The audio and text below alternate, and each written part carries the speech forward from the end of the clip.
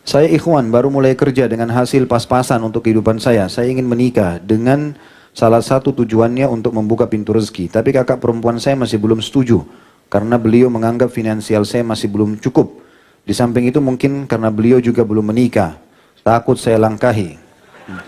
Pertanyaannya, apakah saya boleh menikah tanpa izin keluarga saya? Walau sebenarnya saya juga belum punya calon istri.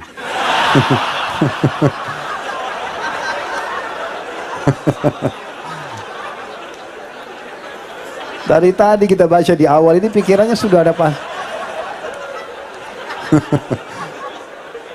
Baiklah, kita hargai niat yang baik.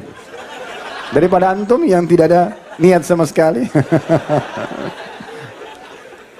Pertama sekali, saudarinya nggak punya hak menahan ini. Nggak ada hubungannya antara pernikahan antum dengan adik atau kakak perempuan antum. Nggak ada hubungannya. Kalau ibu mungkin masih bisa jadi pertimbangan. Oh, saudari kita tahan, tidak usah nikah dulu, belum ini, tidak usah pedulikan. Kebutuhan antum lihat, melangkah saja. Yang penting orang tua ridho. Itu berhubungan dengan masalah saudari, gitu kan? Jadi nggak ada hubungannya sama sekali dengan masalah dia menentukan atau tidak, gitu. Kalau masalah bolehkah menikah tanpa izin keluarga, boleh. Laki-laki tidak butuh wali. Antum beda sama perempuan. Datang ke satu kampung, datang ke imam masjid, saya mau nikah, ditunjuk, menikah langsung. Nggak ada masalah. Yang penting syarat-syarat pernikahan dipenuhi kan. Tetapi tata keramanya keluarga tahu ya. Apalagi kita harus iklankan, maka itu sangat baik kalau keluarga memang terlibat. Tapi khusus masalah apakah wajib izin atau tidak, tentu tidak ya. Tentu tidak. Dan saya sarankan tidak apa-apa, bismillah melangkah saja ya. Dan menikah saya sudah bilang, kalau pas-pasan menikah juga dengan wanita yang cukup dengan pas-pasan itu. Yang bedaknya 20.000 ya. Yang bisa makan nasi uduk, satu bungkus itu. Kalau cari yang biasa di mall belanja 2 juta tiap bulan susah gitu kan. Akhirnya kita utang sana sini. Jika istri pergi dari rumah, la haula wala quwata illa billah.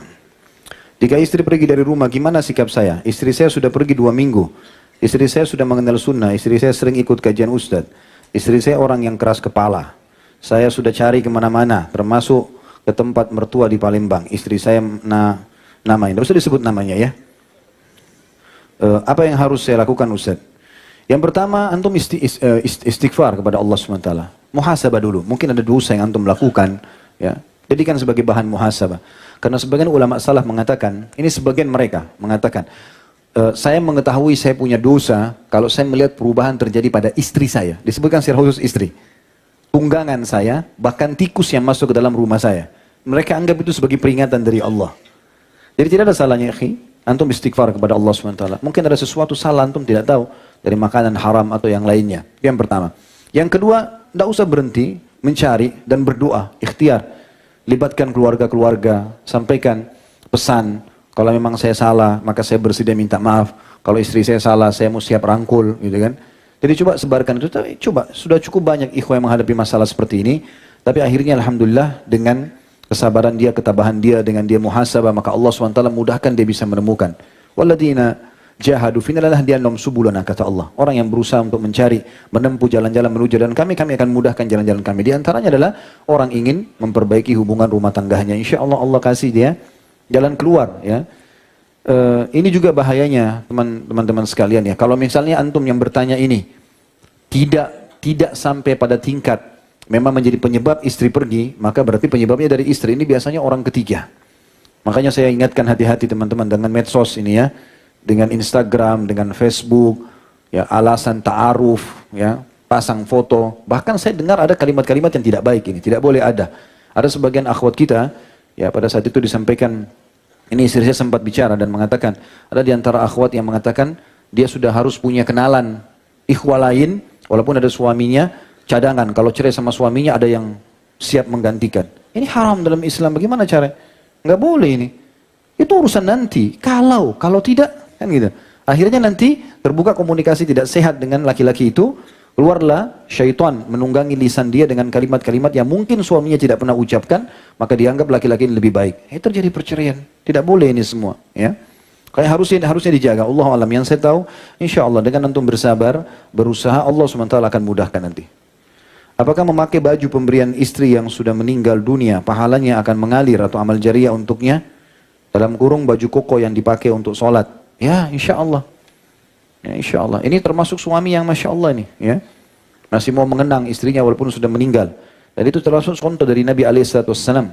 Ya, beliau seringkali mengenang apapun yang berhubungan dengan Khadijah radhiyallahu anha. Dan ini menandakan cinta yang baik, ya, yang positif.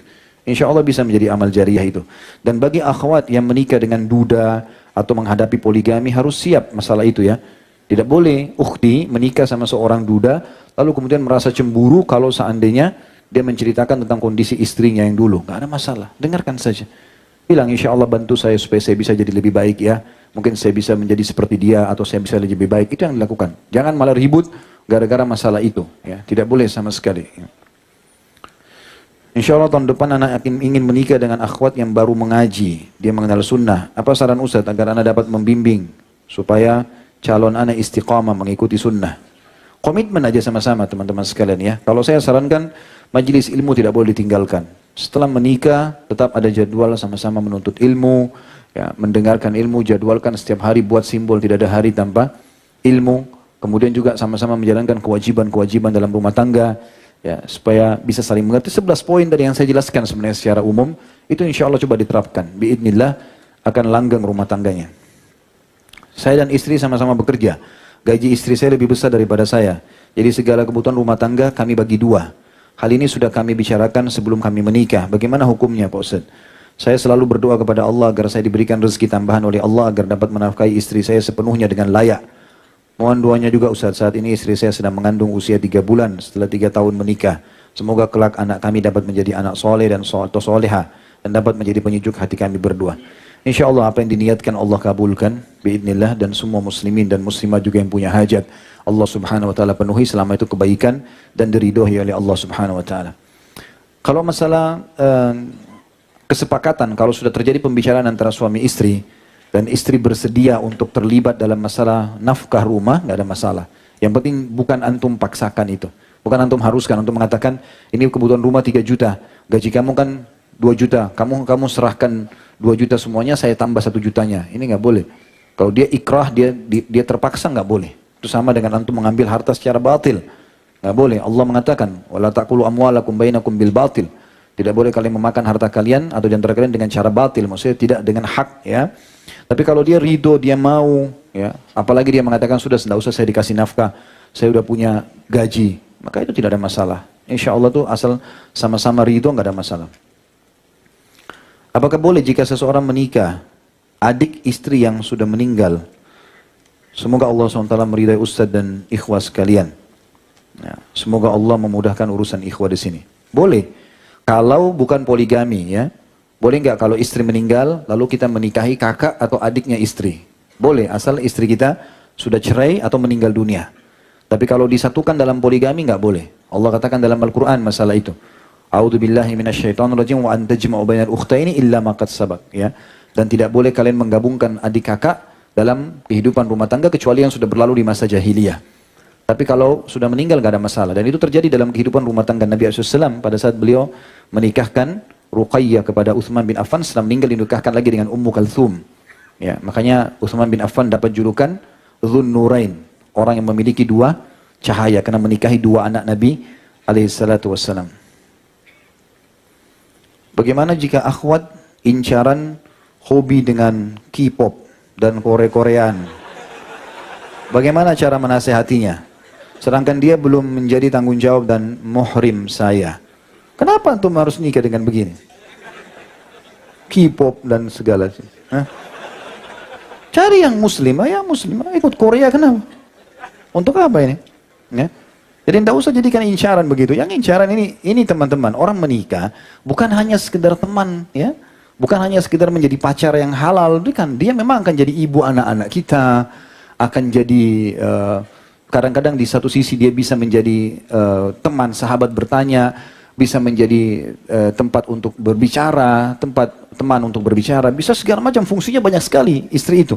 Jadi bukan hanya sekedar istri menikah kemudian hanya dinikmati dari sisi biologis, bukannya itu, terlalu sempit kalau rumah tangga seperti itu. Makanya teman-teman harus wanita yang dewasa, yang bijaksana, ya, yang sudah siap untuk menjadi istri. Kalau antum habiskan waktu hanya untuk mengurus dia dengan kekanak-kanakannya, dengan pergaulannya, ini habis waktu untuk apa? Apalagi teman-teman yang pekerja keras, Masya Allah sudah kerja di Jakarta, butuh istri yang sudah mapan, yang siap untuk masak. Kita pulang ke rumah, rumah sudah siap, dia juga sudah siap, bukan lagi baru dipandu, ya. Maka ini poin yang harus dijadikan sebagai bahan pertimbangan. Allah alam, yang saya tahu begitu. Bahkan saya tahu seorang ikhwah, dia mengatakan, Ustaz, saya salah nggak? Kalau saya S1, saya ingin cari istri saya yang S2. Kalau saya S2, saya ingin cari yang S3. Saya tanya kenapa? Karena saya ingin seorang istri, Ustaz, yang sudah siap untuk melayani saya di rumah. Saya bilang nggak salah. Bisa saja.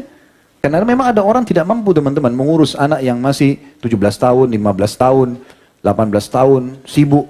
Ya, kita pulang bukannya siap makanan malah minta permen. Ya.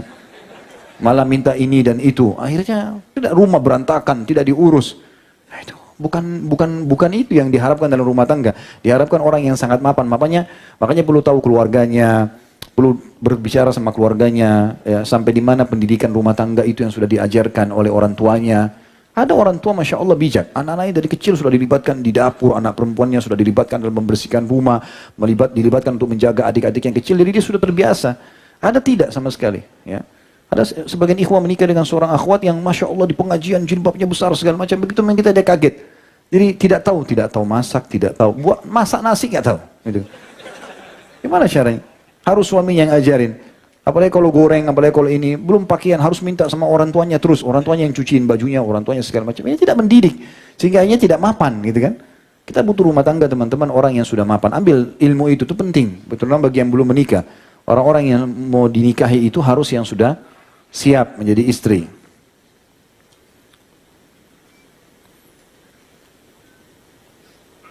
Saya mendapatkan jodoh saya. Dua dan ikhtiar sudah saya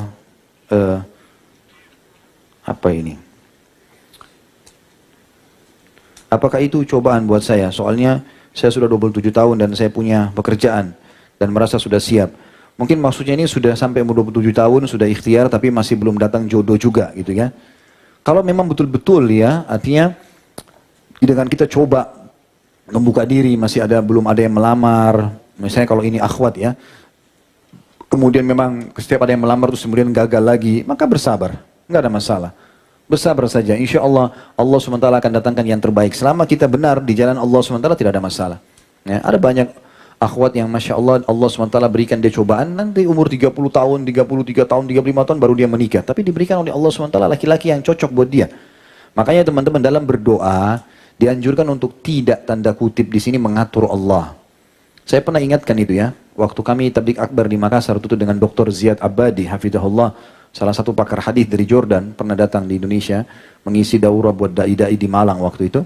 Kemudian beliau di Makassar, saya kebetulan ada acara tabligh akbar, lalu saya terjemahkan beliau. Beliau mengatakan, salah satu yang dikatakan adalah, judul tabligh akbar kalau tidak salah, wasiat emas para kaum salaf. Di antaranya dia bilang, saya mau berbagi ikhwan dan akhwat sekalian. Saya ini dulu waktu menikah karena semangatnya ingin punya anak yang pejuang, yang jadi dai, yang jadi mujahid, dia bilang. Maka saya bilang, ya Allah jangan engkau karuniakan aku anak kecuali laki-laki. Ya. Saya selalu bilang begitu. Maka dia bilang, subhanallah 5 kali istri saya hamil, 5 kali keguguran. Dan selama keguguran itu, anak saya semua perempuan itu.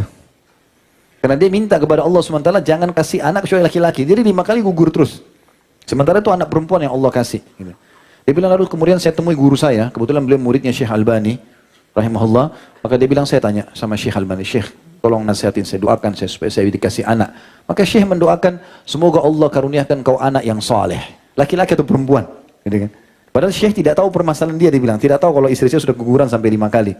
Maka saya pun berdoa seperti apa yang guru saya berdoa, ya Allah karuniakanlah saya anak yang saleh atau salehah. Maka setelah itu lahirlah anak. Saya kebetulan pernah datang ke Jordan ke rumah beliau di Amman, diundang makan waktu itu sebelum masuk ke Palestina. Maka pada saat itu makan di rumah dilihatin sama dia, ini Khalid anak-anak saya, anak laki-lakinya ada berapa, 3 orang atau 4 orang, ada anak perempuannya, tapi anak perempuan karena sudah dewasa di dalam. Dia bilang, alhamdulillah saya sekarang punya anak 6 atau 7, anak dia laki-laki dan perempuan, ya, selang-seling satu sama yang lain.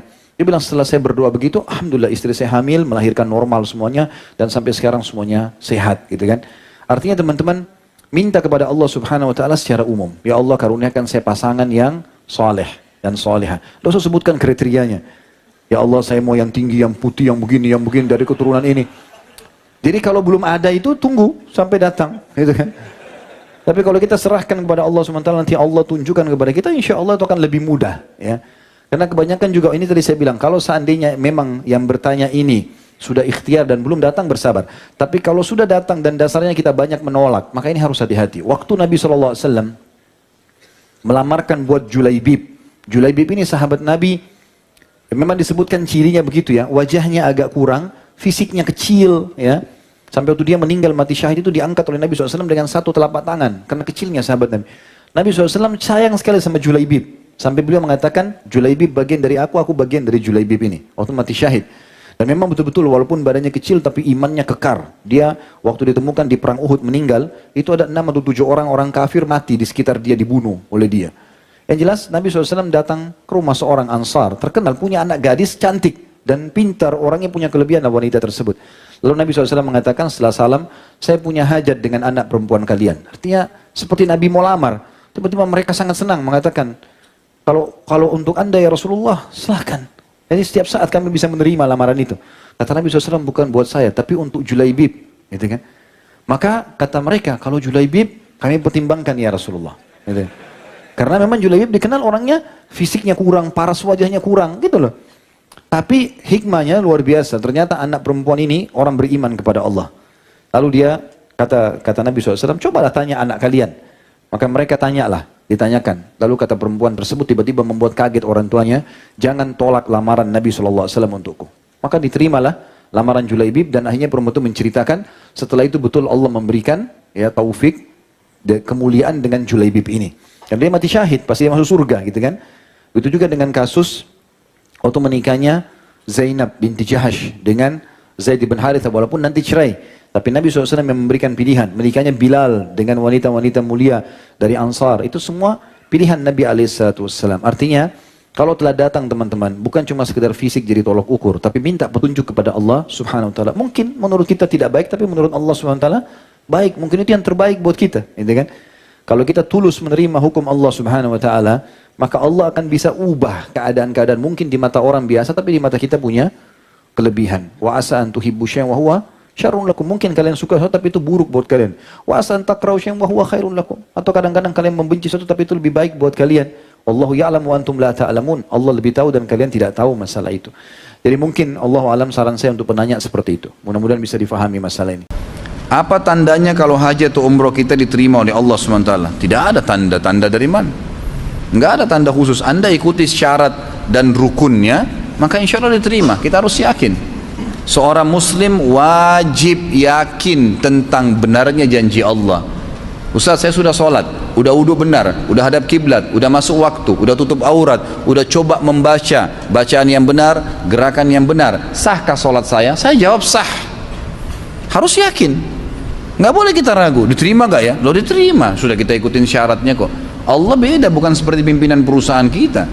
Dan itu. Yang bisa mungkin kalau dia tidak suka, dia kemudian tidak terima. Nggak ada ceritanya dalam hukum Allah, tidak ada itu. Gitu kan? Sebagaimana kita tidak boleh ragu orang yang berbuat dosa pasti dihukum. Nggak ada toleransi dalam masalah itu. Sedangkan dia tobat saja ada pembersihannya. Kan gitu.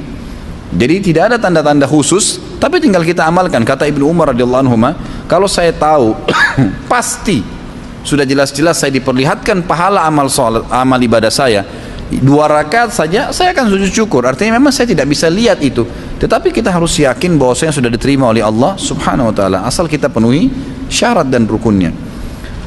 Bagaimana menurut Ustaz perihal kebijakan pemerintah untuk membatasi kesempatan haji sekali dalam seumur hidup? Ini memang sebenarnya kalau yang saya tahu keputusannya karena kondisi ya. Kondisi memang di Arab Saudi sekarang masjid haram lagi direnovasi dan belum ada ada target penyelesaian tapi belum pasti kapan gitu kan, dan memang dibatasi oleh kerajaan Saudi tentang jumlah orang yang pergi haji karena Indonesia ini Masya Allah kalau dibuka pintu haji kita yang paling banyak di sana gitu kan. Jadi ini sebuah karunia yang luar biasa ya. Saya Masya Allah bersyukur dengan Allah dengan niat yang baik ini. Sampai pernah ada pendeta di Jawa Tengah dianggap gagal berdakwah karena dia bawa banyak bagi hasil, bukan maksudnya dia bawa penghasilannya dari Romawi, dari Vatikan itu untuk dibagi-bagikan ke satu kampung. Ini cerita subhanallah saya dapatkan dari dosen saya yang mengajarkan tentang perkembangan dunia Islam di tingkat 3 kuliah waktu itu di Madinah tentang Indonesia, tapi kita orang Indonesia tidak tahu kisah itu. Dia ceritakan, dia bilang ada satu pendeta Pada saat itu dia mendakwahi Kristen satu kampung dan dia suka membagi-bagikan makanan, beras, segala. Sampai karena di situ orang tidak ada yang bimbing, tidak ada ustadznya. Jadi sampai masjidnya itu disuruh oleh pendeta tadi untuk dijadikan sebagai gudang, taruh beras, taruh segala. Nanti baru dibagi-bagikan supaya mereka tidak pakai sholat. Dan mereka lakukan itu. Dan pada saat akan dibagi-bagikan, dia panggil ke gereja untuk nyanyi-nyanyi sebentar, baru dikasih pembagian. Orang masyarakat jahil tidak tahu, akhirnya mereka ikut saja. Difoto lah itu, dikirim ke Vatikan, dianggap satu kampung ini berhasil masuk Kristen. Ini kisah nyata menurut beliau kan. Jadi saya berani nukil karena beliau insya Allah terpercaya. Dosen saya yang saya sangat hormatin beliau, Dr. Abdullah Musnid ya. Saya tidak tahu sekarang beliau masih hidup atau tidak, tapi yang jelas beliau menyampaikan itu. Intinya pada saat itu beliau bilang dikirimlah berita gembira dari Vatikan ini, dia akan datang mengurus satu utusan yang membawa hadiah. Begitu datang ke sana diperlihatkan, betul nggak ini? Ternyata dikumpulin masyarakat, semua kumpul, gitu kan, hadir. Dan pada saat disuruh nyanyi gereja, mereka bisa nyanyi. Yang datang pakai kopiah hitam, pakai kopiah haji, ada ibu-ibu pakai jilbab. Wah ini benar murtad semua nih, gitu kan, masuk Kristen semua.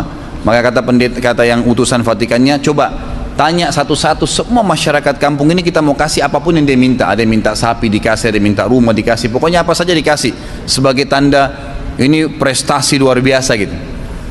Menurut dosen saya waktu itu sempat dibagiin kertas dan mereka memang berpendidikan sekolah, kemudian ditulislah gitu kan apa kemauannya dia. Pada saat itu subhanallah waktu dikumpulin surat, hampir semua menulis saya mau haji. Akhirnya pendeta ini dipecat, tidak berhasil rupanya. Itu salah satu cerita. Artinya orang kita masya Allah kalau soal haji ini ya bagus lah. Anda mau lakukan perjalanan dari Jakarta ke Padang dengan pesawat. Semisal Anda berangkat jam 18.30 dari Jakarta dan nanti akan tiba di Padang jam 20.30. Apakah Anda perlu melakukan sholat jamak atau qasar untuk sholat isyaknya? Bagaimana cara sholat jamak dan qasar tersebut? Kalau jam 18.30 ini belum masuk maghrib, menurut Anda sudah masuk ya? Sudah 6:30 kan? Ya antum sholat jamak qasar di bandara, di ruangan tunggu. Antum sholat maghrib 3 rakaat, isya 2 rakaat, itu saja. Selebihnya sudah nggak usah, ya. Begitu saja caranya dan biasa qasar. Allahu a'lam. Dan ini sudah pernah saya titik beratkan kan. Jangan sampai antum sudah jelas-jelas mau safar, antum masih belum mau jamak qasar. Ini keliru sebenarnya. Itu keringanan dari Allah SWT, maka lakukanlah. Bolehkah seorang anak untuk mendahului orang tuanya dalam menunaikan ibadah haji, mengingat kedua orang tuanya tersebut sudah mulai uzur? Sementara untuk berangkat haji bersama tidak cukup biaya. Bagaimana hukumnya Ustaz? Apakah setelah memberangkatkan kedua orang tuanya, seorang anak tidak punya kesempatan lagi untuk menunaikan ibadah haji di kemudian harinya? Kalau dalam ibadah wajib, harus Anda dahulukan diri Anda. Ya, dalam ibadah wajib harus dahulukan diri sendiri. Walaupun itu orang tua kita. Kita belum haji, orang tua belum haji. Haji sendiri dulu. Kita lebih membutuhkan itu. Orang tua kita kalau tidak punya kemampuan, tidak ada kewajiban bagi beliau. Tapi kalau kita punya kemampuan, wajib buat kita. Nggak boleh, kita dahulu kita sudah pernah haji, baru hajikan orang tua kita. Masalah nanti ada rezeki kita itu Allahu a'lam, Allah lebih tahu. Gitu kan? Kita mungkin pergi haji sana bisa berdoa, mendoakan orang tua supaya bisa haji, insya Allah diberikan oleh Allah Subhanahu wa taala. Dan juga kalau yang belum tahu informasi kan atas Saudi yang ada di Menteng, saya tidak tahu alamatnya Jalan Banyumas nomor berapa itu ya, tapi kalau antum sampai di Masjid Sunda Kelapa, coba tanya mana atas agama Saudi, di sekitar situ pokoknya tempatnya. Di situ tuh ada program oleh kerajaan Saudi setiap tahun memberangkatkan kalau tidak salah 200-300 orang gratis haji. Tapi syaratnya belum pernah haji, apalagi kalau orang tidak mampu. Laporin orang tua antum di sana, silahkan bawa informasinya gitu kan. Tapi harus pakai nama lembaga ya. Jadi coba cari nama yayasan, masjid, lalu rekomendasikan, insya Allah bisa berangkat haji gratis, semua ditanggung dari tiket pergi sampai pulang. Tiap tahun itu ada. Tiap tahun gitu kan. Apa bedanya haji dengan umroh? Apakah pahalanya sama? Tentu beda. Umroh adalah ibadah kecil, ibadah sunnah. Sama antum tanya apa bedanya antara sholat duhur dengan qobliyah duhur? Qobliyah duhur sunnah, duhurnya wajib. Begitulah umroh dengan haji. Haji wajib ya, lebih besar pahalanya tentunya. Apakah semua nabi juga berhaji? Allahu a'lam. Saya tidak tahu kalau itu. Apakah semua nabi memang punya syariat haji? Nggak tahu. Tapi yang saya tahu, yang tadi saya ceritakan, syariat haji pertama kali di zaman Ibrahim alaihissalam. Artinya sebelum Ibrahim belum pernah ada ibadah haji, karena rangkaiannya tadi adalah dari kejadian-kejadian keluarganya Ibrahim alaihissalam. Saya sudah panjang lebar ceritakan tadi. Jadi kalau kita ambil dari riwayat-riwayat itu berarti sebelum Ibrahim tidak ada haji, kan gitu. Setelah Ibrahim baru ada. Bolehkah mengganti kain ihram jika kotor? Boleh, tapi dengan ihram lagi tentunya. Kalau laki-laki punya cadangan kain ihram, kalau perempuan boleh baju apa saja yang penting dia niatkan ihram, jadi nggak masalah. Masya Allah, sampai sekarang pertanyaannya semua bagus. Masalah haji saat ini di sosial media ramai dibahas kesesatan Wahabi. Bagaimana menurut Ustaz? Wahabi mana yang dimaksud ini? Sekarang di Indonesia ini, jemaah sekalian, orang-orang Syiah lagi gencar-gencarnya mencari kesalahan ahli sunnah sekarang ini. Dan subhanallah, perilaku mereka di Indonesia persis perilaku mereka di Yaman sebelum terjadi perebutan pemerintahan kayak sekarang ini, persis sama, nggak ada bedanya. Jadi mereka di sana di Yaman itu mengemparkan isu-isu yang tidak benar tentang ahli sunnah dengan sama perkataan Wahabi, seakan-akan Wahabi ini momok yang menakutkan, gitu kan. Dan itu pusatnya di Saudi, padahal di Saudi ini orang belajar Al-Quran dan Sunnah pusatnya. Nabi Muhammad SAW 13 tahun di Mekah, 10 tahun di Madinah, dan sampai hari ini sunnah Nabi SAW masih dijaga, masjidnya masih ada, ya, kemudian ajaran-ajarannya masih semua sempurna. Dari mana kita bisa mempelajari kalau bukan dari tempat lahirnya Nabi dan tempat meninggalnya Nabi SAW? Apakah antum pikir Indonesia bisa lebih hebat agamanya daripada Saudi? Kan tidak mungkin. Maksud saya kota Madinah dan Mekah, ya, sumbernya di sana, gitu kan? Tidak mungkin itu. Tapi itu diangkat seakan-akan momok menakutkan. Itu yang diangkat oleh mereka. Lalu kemudian pemerintah Yaman mulai menangkap-nangkapi ulama-ulama Sunni, dai-dainya, dengan anggap mereka teroris lah, mereka berpaham radikal. Persis seperti di Jakarta sekarang, sama kejadiannya, subhanallah. Sayangnya pemerintah kita nggak membuka mata masalah ini, bahaya sekali.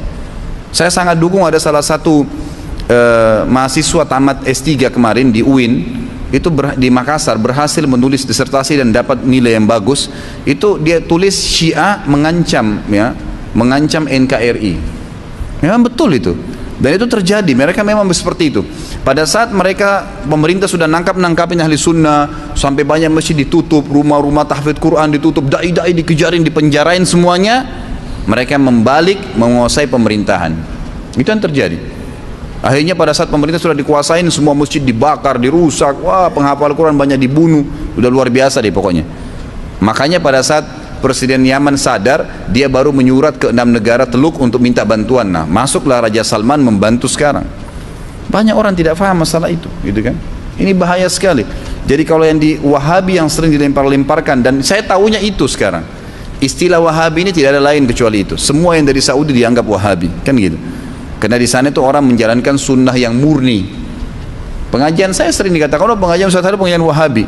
Kalau emang pengajian yang antum dengar dari awal tadi 2 jam dan setiap hari antum, tiap minggu antum datang, qala Allah, qala Rasul, begini pendapat ulama, kita jelaskan, antum anggap ini Wahabi, inilah pemahaman yang benar. Al-Quran dan Sunnah disampaikan. Tapi momok itu ingin diangkat oleh orang-orang Syiah, karena yang banyak bongkar kedoknya Syiah itu orang-orang Saudi. Memang di Saudi, memang dari Madinah dan Mekah, gitu kan, yang membongkar mereka. Makanya mereka melempar momok itu. Jadi sebenarnya ini informasi cuma disembang-sembang siurkan yang tidak benar. Saya melihat Ustadz di TV bersama Ustadz yang suka mengadakan zikir berjamaah. Apakah Ustadz sudah sefaham dengan beliau? Kalau tidak, apakah Ustadz udah di apa ini? Saya tidak jelas.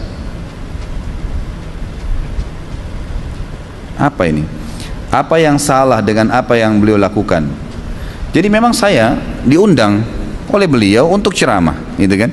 Diundang oleh beliau ceramah, dan beliau waktu mengundang saya ke masjidnya, dan beliau sempat memanggil saya di ruangan khusus di masjidnya dan mengatakan, dia panggil saya abang, dan dia mengatakan, bang, alhamdulillah saya hampir tiap malam ditemanin sama abang. Maksudnya apa? Dia liatin sama dia layar komputernya besar. Dia bilang, ini tiap malam saya nonton ceramah abang tentang dosa-dosa besar. Jadi apa yang antum lihat di sini ini dinonton oleh beliau setiap malam, dikhatam 2 jam. Dia bilang sampai tidur ikutin semua. Kemudian dia mulai banyak mengambil dari itu, gitu kan. Artinya alhamdulillah orang yang punya nama di Indonesia yang diikuti oleh banyak masyarakat awam bisa mengikuti pengajian-pengajian yang mengikuti sunnah Nabi SAW. Bukankah itu satu hal yang positif? Banyak orang subhanallah menganggap kalau ada orang seperti itu dimusuhin, dijauhin. Ini pemahaman dari mana ini, gitu kan? Ini aset-aset umat yang harus didakwain, diluruskan, dirangkul, bukan malah dimusuhin, gitu. Apalagi yang beliau lakukan itu adalah khilaf di antara ulama tentang boleh berzikir keras suara atau tidak. Itu kan khilaf di antara ulama. Ada yang mengatakan itu perbuatan bid'ah, ada yang mengatakan itu adalah bagian daripada, seperti Imam Nawawi mengatakan itu adalah ada hadisnya, gitu kan? Tidak boleh mutlak disalahkan 100%. Kan begitu. Jadi bukan apa yang dilakukan? Sembah kuburan? Enggak kan? Enggak ada sesuatu yang Allahu a'lam. Menurut saya secara pribadi, kalau ada orang menyorotin perbuatan saya itu dianggap negatif, itu hak dia, silakan saja. Tapi kalau saya secara pribadi tidak menganggap itu sebuah kesalahan. Apalagi pada saat saya datang, beliau datang menjadi moderator, kemudian beliau membiarkan saya berbicara, menyampaikan banyak sekali masalah hukum syar'i. Dan alhamdulillah sering kali konsultasi, sering bicara, ada sesuatu yang negatif. Dan saya melihat itu adalah satu hal yang positif. Saya melihat kehidupan beliau sehari-hari juga sangat bagus. Saya pertemukan keluarga saya dengan keluarganya dan masya Allah sangat baik, gitu kan. Alhamdulillah tidak ada sesuatu yang, saya tidak melihat hal yang riskan berhubungan dengan masalah kerusakan akidah atau apa. Tidak ada sesuatu yang fatal di situ. Hanya karena masalah zikir, dan zikir itu di awal-awal acara, setelah itu baru masuk kepada ceramah. Mayoritas ceramah kan gitu. Baik, kadang-kadang subhanallah orang lupa, dia lupa menangkap maslahat besar, ya, dan dia tunda itu gara-gara masalah kecil, gitu kan. Nggak bisa, ini pemahaman fikih yang harus difahami dalam masalah ini. Bagaimana pendapat tentang perang di Yaman sudah saya jelaskan. Peperangan ini peperangan yang positif dan memang semestinya terjadi. Allahu alam. Nah, memang tidak layak lagi orang-orang itu dibiarkan, karena mereka, kalau antum mungkin tidak tahu ya, tidak paham apa yang terjadi di Yaman. Pemerintah kita banyak yang tidak paham. Orang-orang Indonesia banyak tidak paham apa yang terjadi di sana. Mereka membakar masjid ratusan, membakar Quran, membunuh kaum muslimin. Dai-dai banyak dibunuh, para ulama. Tidak diekspos itu. Yang diekspos adalah penyerangan Saudi. Disorotin negara Wahabi menyerang, inilah dan itulah. Ini ketidakfahaman gitu, ketidakfahaman saja.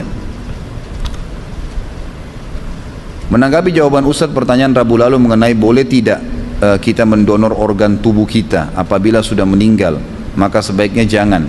Lalu apabila salah seorang keluarga mengalami masalah penyakit kronis hingga butuh transportasi ginjal, apakah kita boleh mendonorkan ginjal tersebut?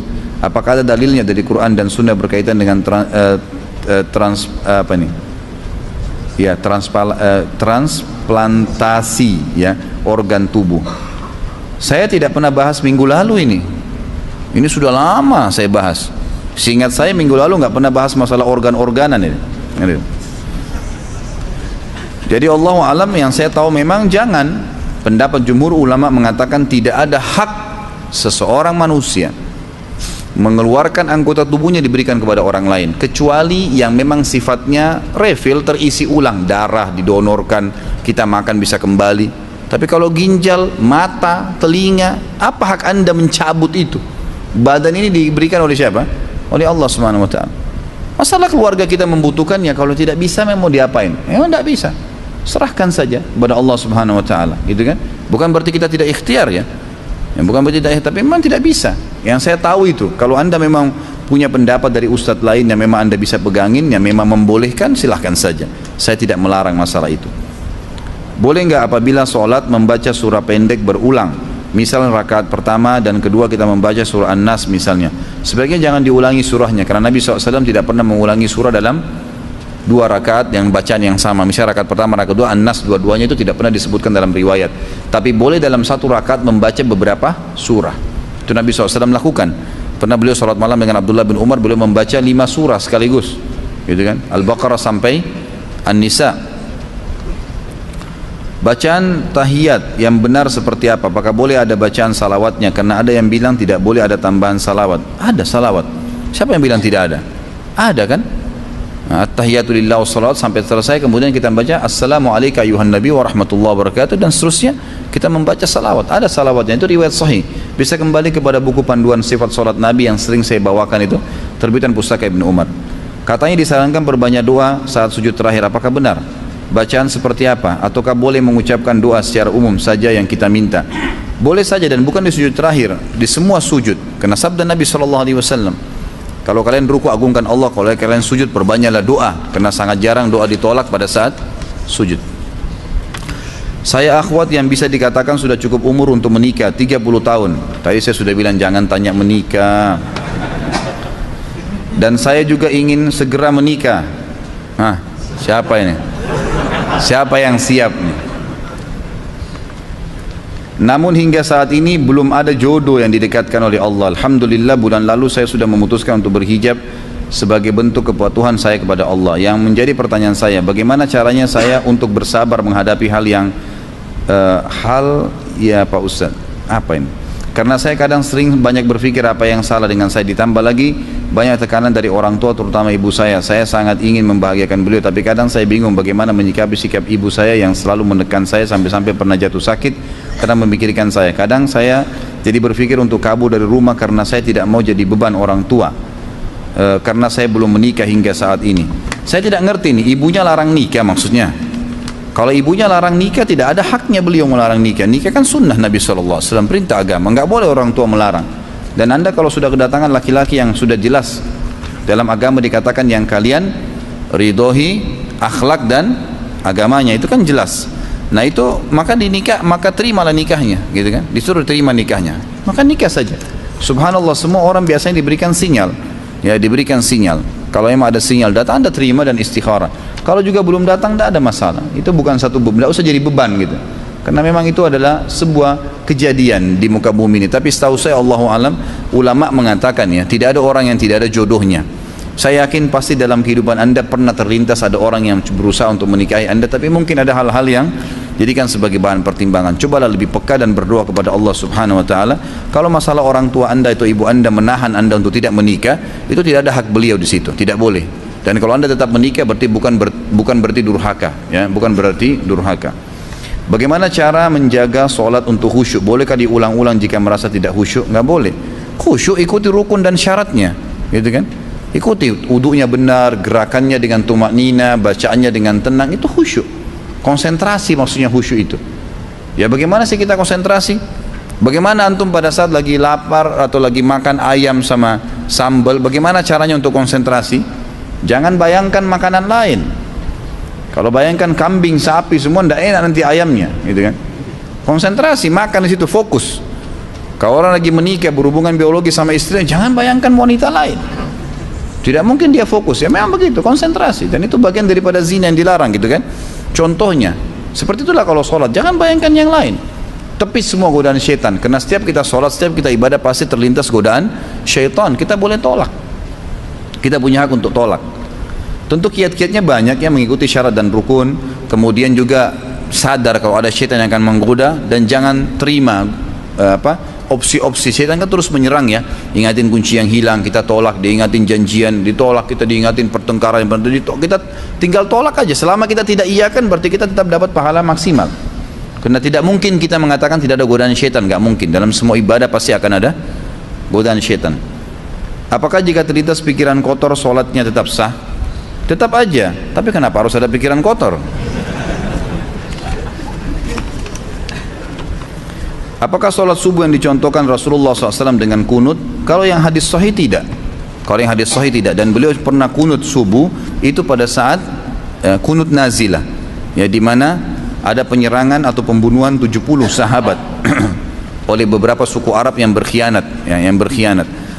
Masalah riwayat yang mengatakan Nabi SAW tidak pernah meninggalkan kunut, ya, ini pada waktu subuh sampai beliau meninggal, ini dilemahkan oleh para ulama karena ada beberapa rawinya yang memang dinilai lemah oleh para ulama. Tapi ini bukan satu hal yang harus diperselisihkan, ya.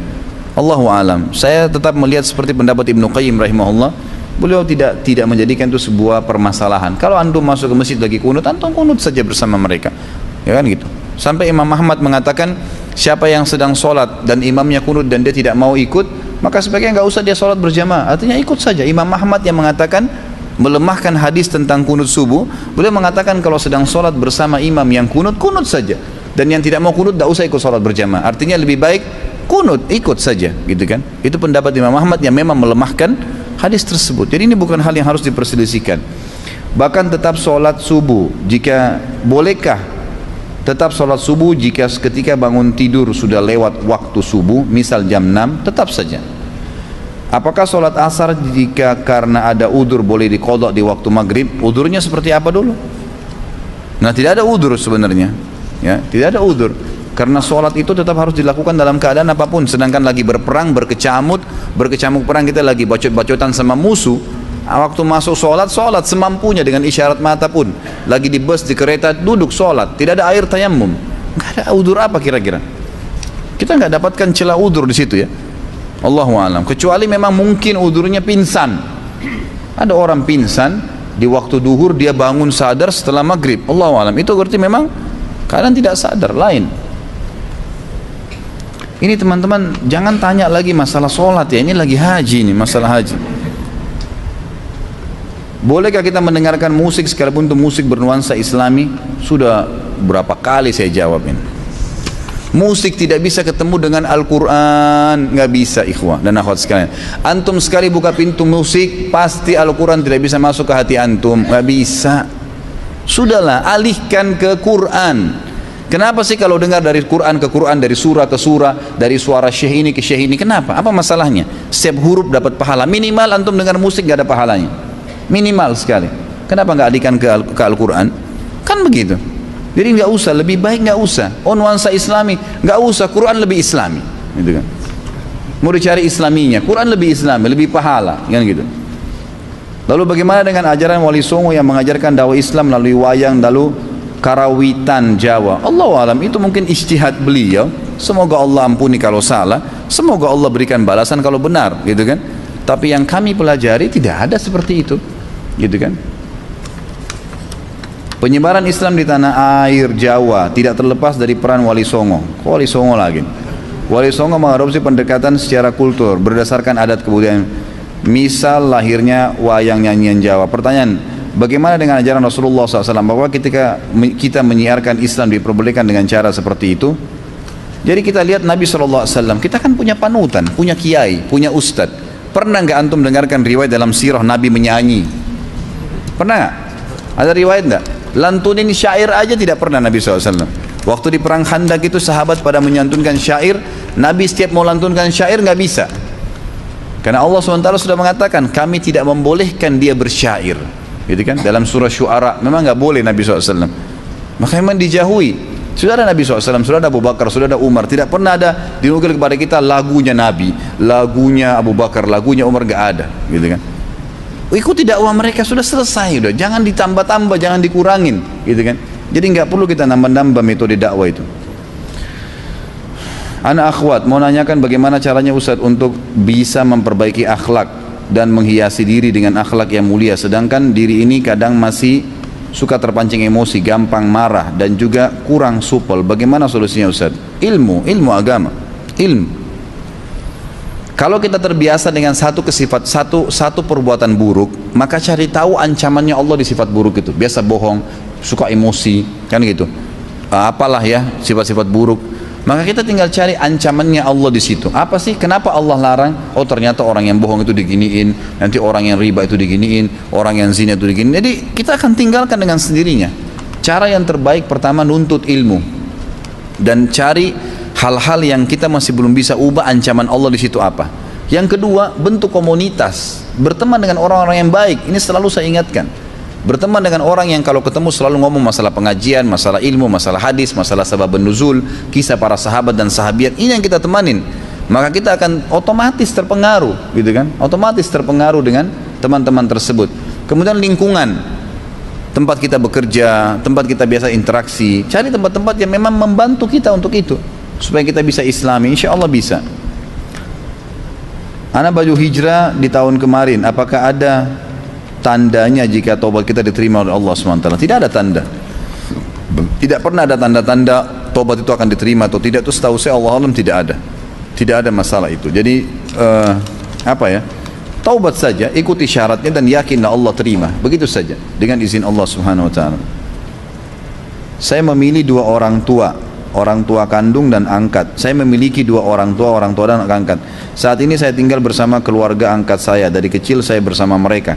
Saat ini saya dilema dengan mengurus orang tua angkat saya atau kandung yang lebih utama, sedangkan orang tua kandung ada di Jatim.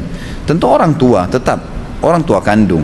Orang tua angkat kita tetap berbuat baik dengan mereka, gitu kan, semampunya, tapi tidak boleh meninggalkan orang tua. Kalau orang tua kita pun tidak urus kita waktu kecil, meninggalkan kita, membengkalikan, memukul kita, hukum syar'i. atau mereka kafir, hukum syar'i kita nggak boleh meninggalkan bakti dengan mereka, nggak bisa, nggak gugur itu, terpisah ya. Masalah orang tua tidak menjadikan haknya anak, dia berdosa. Tapi masalah anak membalasnya dengan durhaka nggak boleh, dia juga dosa, nggak bisa, nggak ada udurnya untuk itu. Dahulukan orang tua, tetap saja. Masalah di Jatim mungkin bisa dikirimin apa kebutuhannya, dibantu. Karena di Jakarta tetap kita tinggal serumah dengan orang tua angkat dan kita memberikan yang kita mampu. Tetap kita prioritaskan orang tua kita. Bagaimana cara membayar dam umroh yang sekian tahun yang lalu ketika sudah ambil mikot pakai minyak kayu putih, lupa untuk bayar dam ketika itu dan mutawifnya bilang tidak perlu bayar dam. Jazakallah khair. Saya mau tanya dulu, atau ini dijawab secara, tentu dijawab sendiri ya bagi penanya. Kalau seandainya pada saat itu Anda pakai minyak kayu putihnya sengaja, tahu hukumnya itu tidak boleh, tapi dipakai, maka itu kena dam. Dan caranya sederhana, kalau ada keluarga yang lagi umroh, ada yang lagi haji, titipin aja uang. Atau Anda datangin travel mana saja di Jakarta, sampaikan mungkin terutama insya Allah travel-travel yang sudah mengikuti sunnah, datangin, saya pernah harus bayar dam di musim haji, tolong saya titipin ini. Berapa sih dam? 400 real, ini 400 real saya bayar, gitu kan? Itu bisa, kapan saja Anda datangin bisa.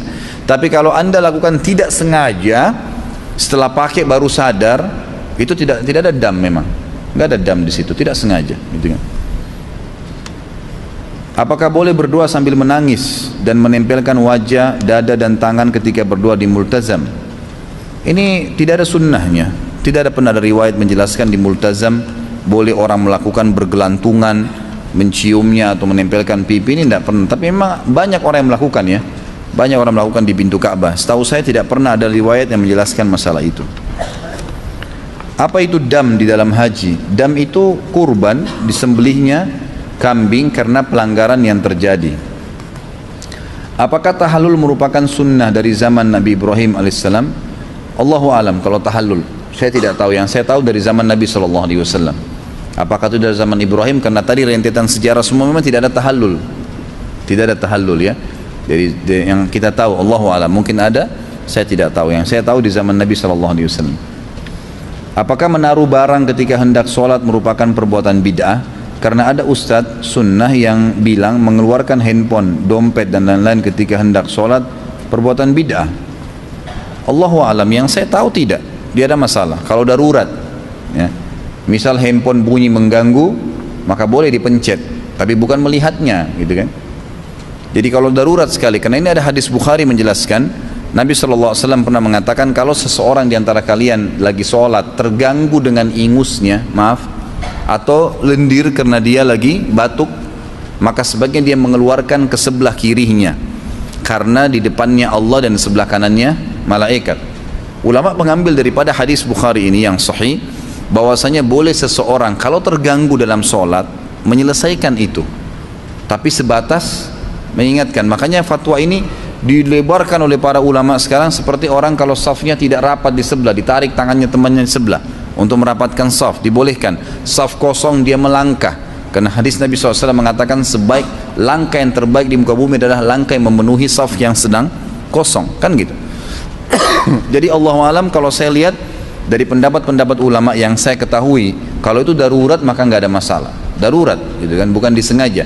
Dan Imam Syafi'i rahimahullah mengatakan ini pendapat yang paling tegas ya dalam masalah gerakan sholat. Beliau mengatakan kalau orang melakukan gerakan sholat 3 kali secara sengaja, sia-sia, batal sholatnya, kata Imam Syafi'i.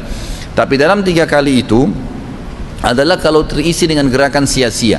Selama bukan gerakan sia-sia, darurat, dia flu berat, netes terus ingusnya, maka dia darurat. Kalau dia tidak ngusap dengan sapu tangan atau tisu, maka akan terus mengganggu sholat dia dan bisa mengotori sejadah, maka boleh dia mengusapnya. Ini bukan gerakan sia-sia. Karena Imam Syafi'i pun yang paling tegas dalam pembatalan sholat dengan gerakan mengatakan kalau 3 kali sia-sia. Tapi kalau 3 kali itu tidak sia-sia, maka tidak ada masalah bagi beliau. Jumhur ulama lebih terbuka lagi, jadi kan lebih terbuka lagi. Apakah bacaan ketika hendak iqamah? Adakah bacaan ketika hendak iqamah? Sebagaimana ketika azan, ada azan. Yang saya tahu adalah mengikuti seperti ucapan muadzin pada saat iqamah, karena Nabi SAW mengikutinya. Dan pada saat terlintas qad qamatis shalah, itu beliau membaca aqamahallahu wa adamah, gitu kan. Itu ada riwayat diriwayatkan oleh Imam Ahmad yang saya ketahui, Allahu alam. Setelahnya nggak ada doa khusus, karena doa itu cuma ada doa setelah azan.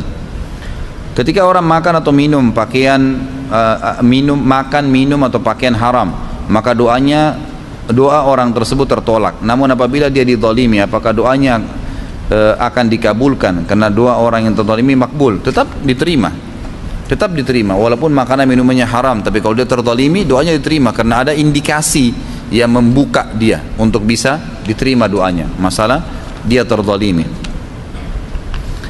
Apakah boleh membedakan harga barang yang saya jual kepada pelanggan utama? Ini apa hubungannya sama haji nih?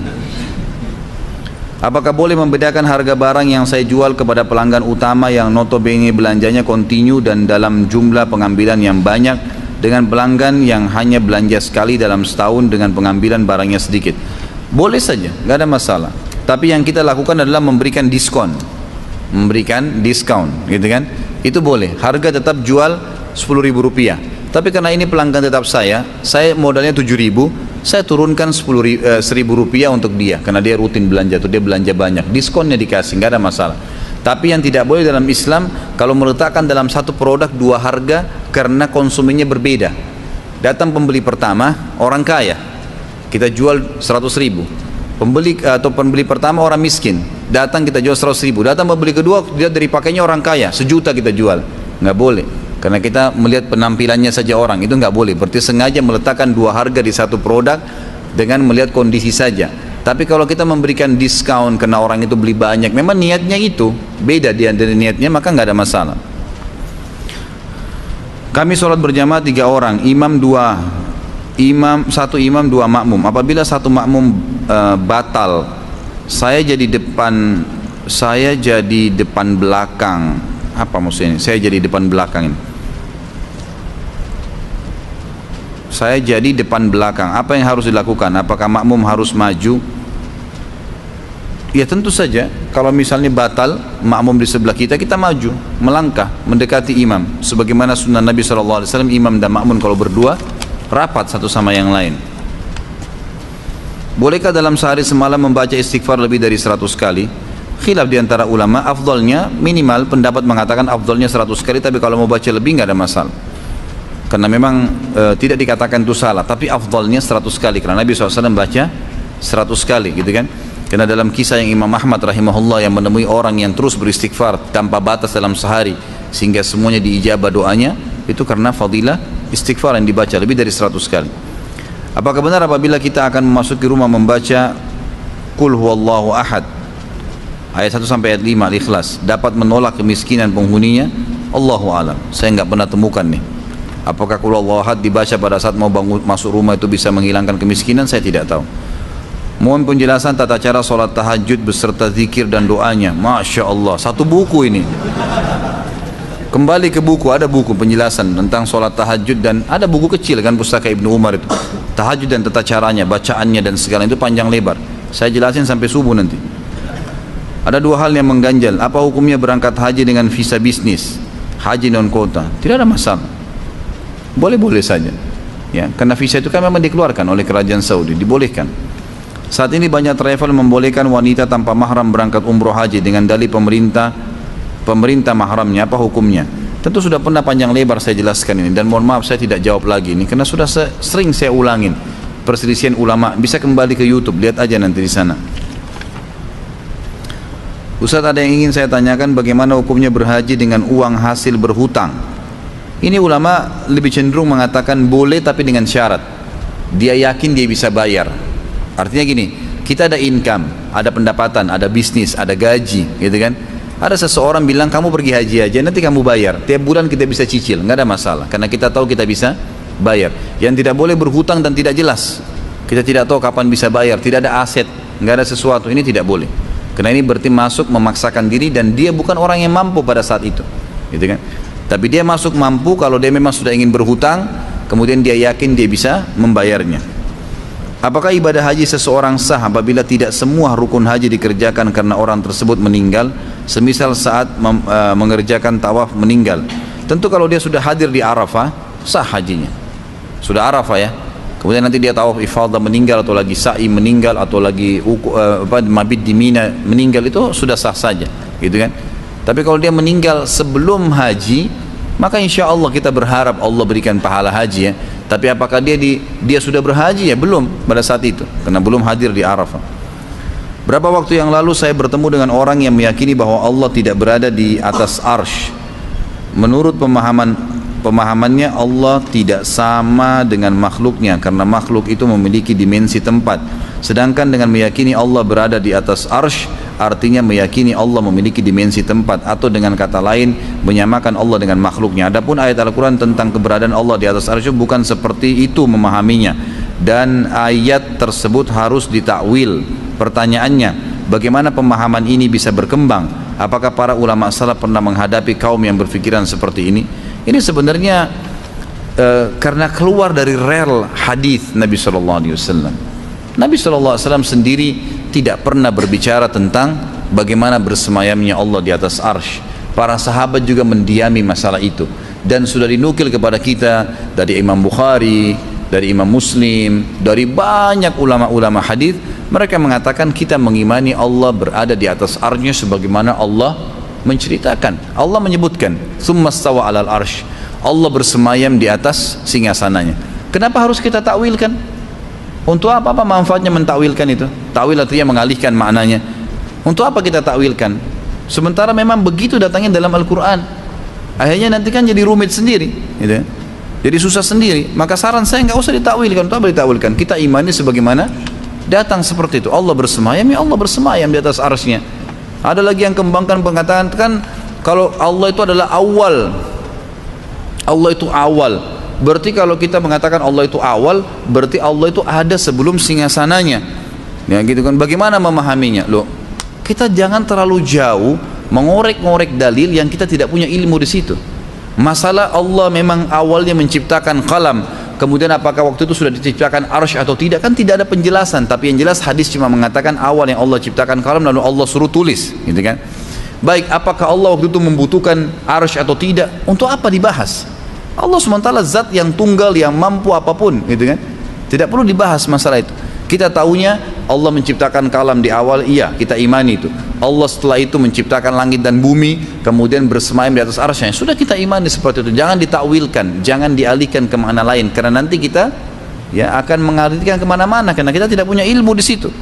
Cukuplah, gitu kan, sebatas yang kita tahu saja.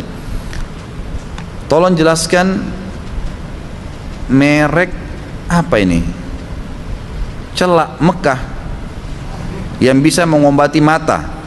Sebab kemarin saya lupa mencatat. Tolong sebutkan namanya, Ustaz. Bukan celak Mekah. Celak yang disunahkan oleh Nabi SAW, gitu kan. Kalau celak yang disunahkan Nabi SAW itu namanya ithmit. Ithmit. Alif, tha, mim, dal. Kata Nabi SAW, pakailah ithmit karena dia akan menguatkan pandangan mata kalian dan menumbuhkan bulu mata. Ithmit ada dua macam, ada yang merah, ada yang hitam, ada yang panas dan ada yang dingin. Biasanya itu dipakai di zaman Nabi SAW.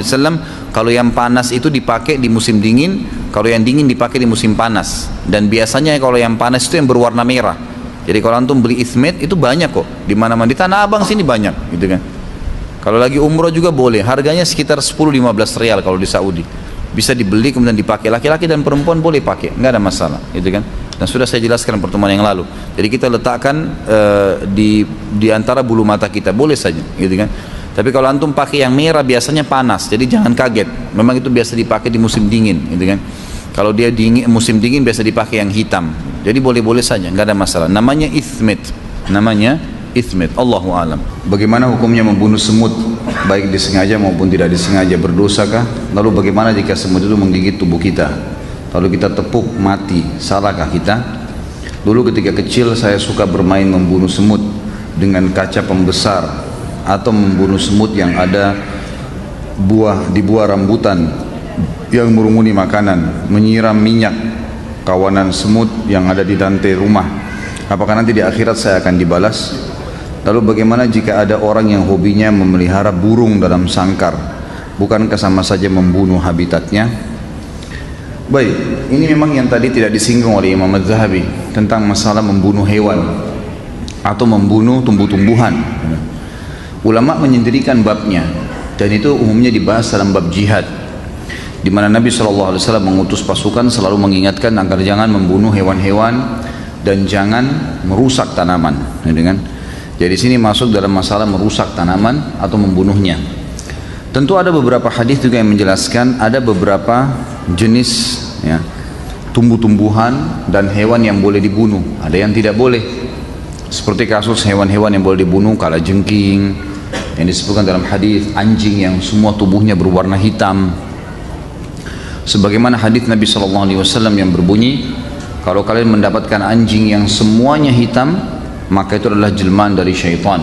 Bunuhlah, semua hitam ya, nggak ada sedikit pun bulu warna lainnya.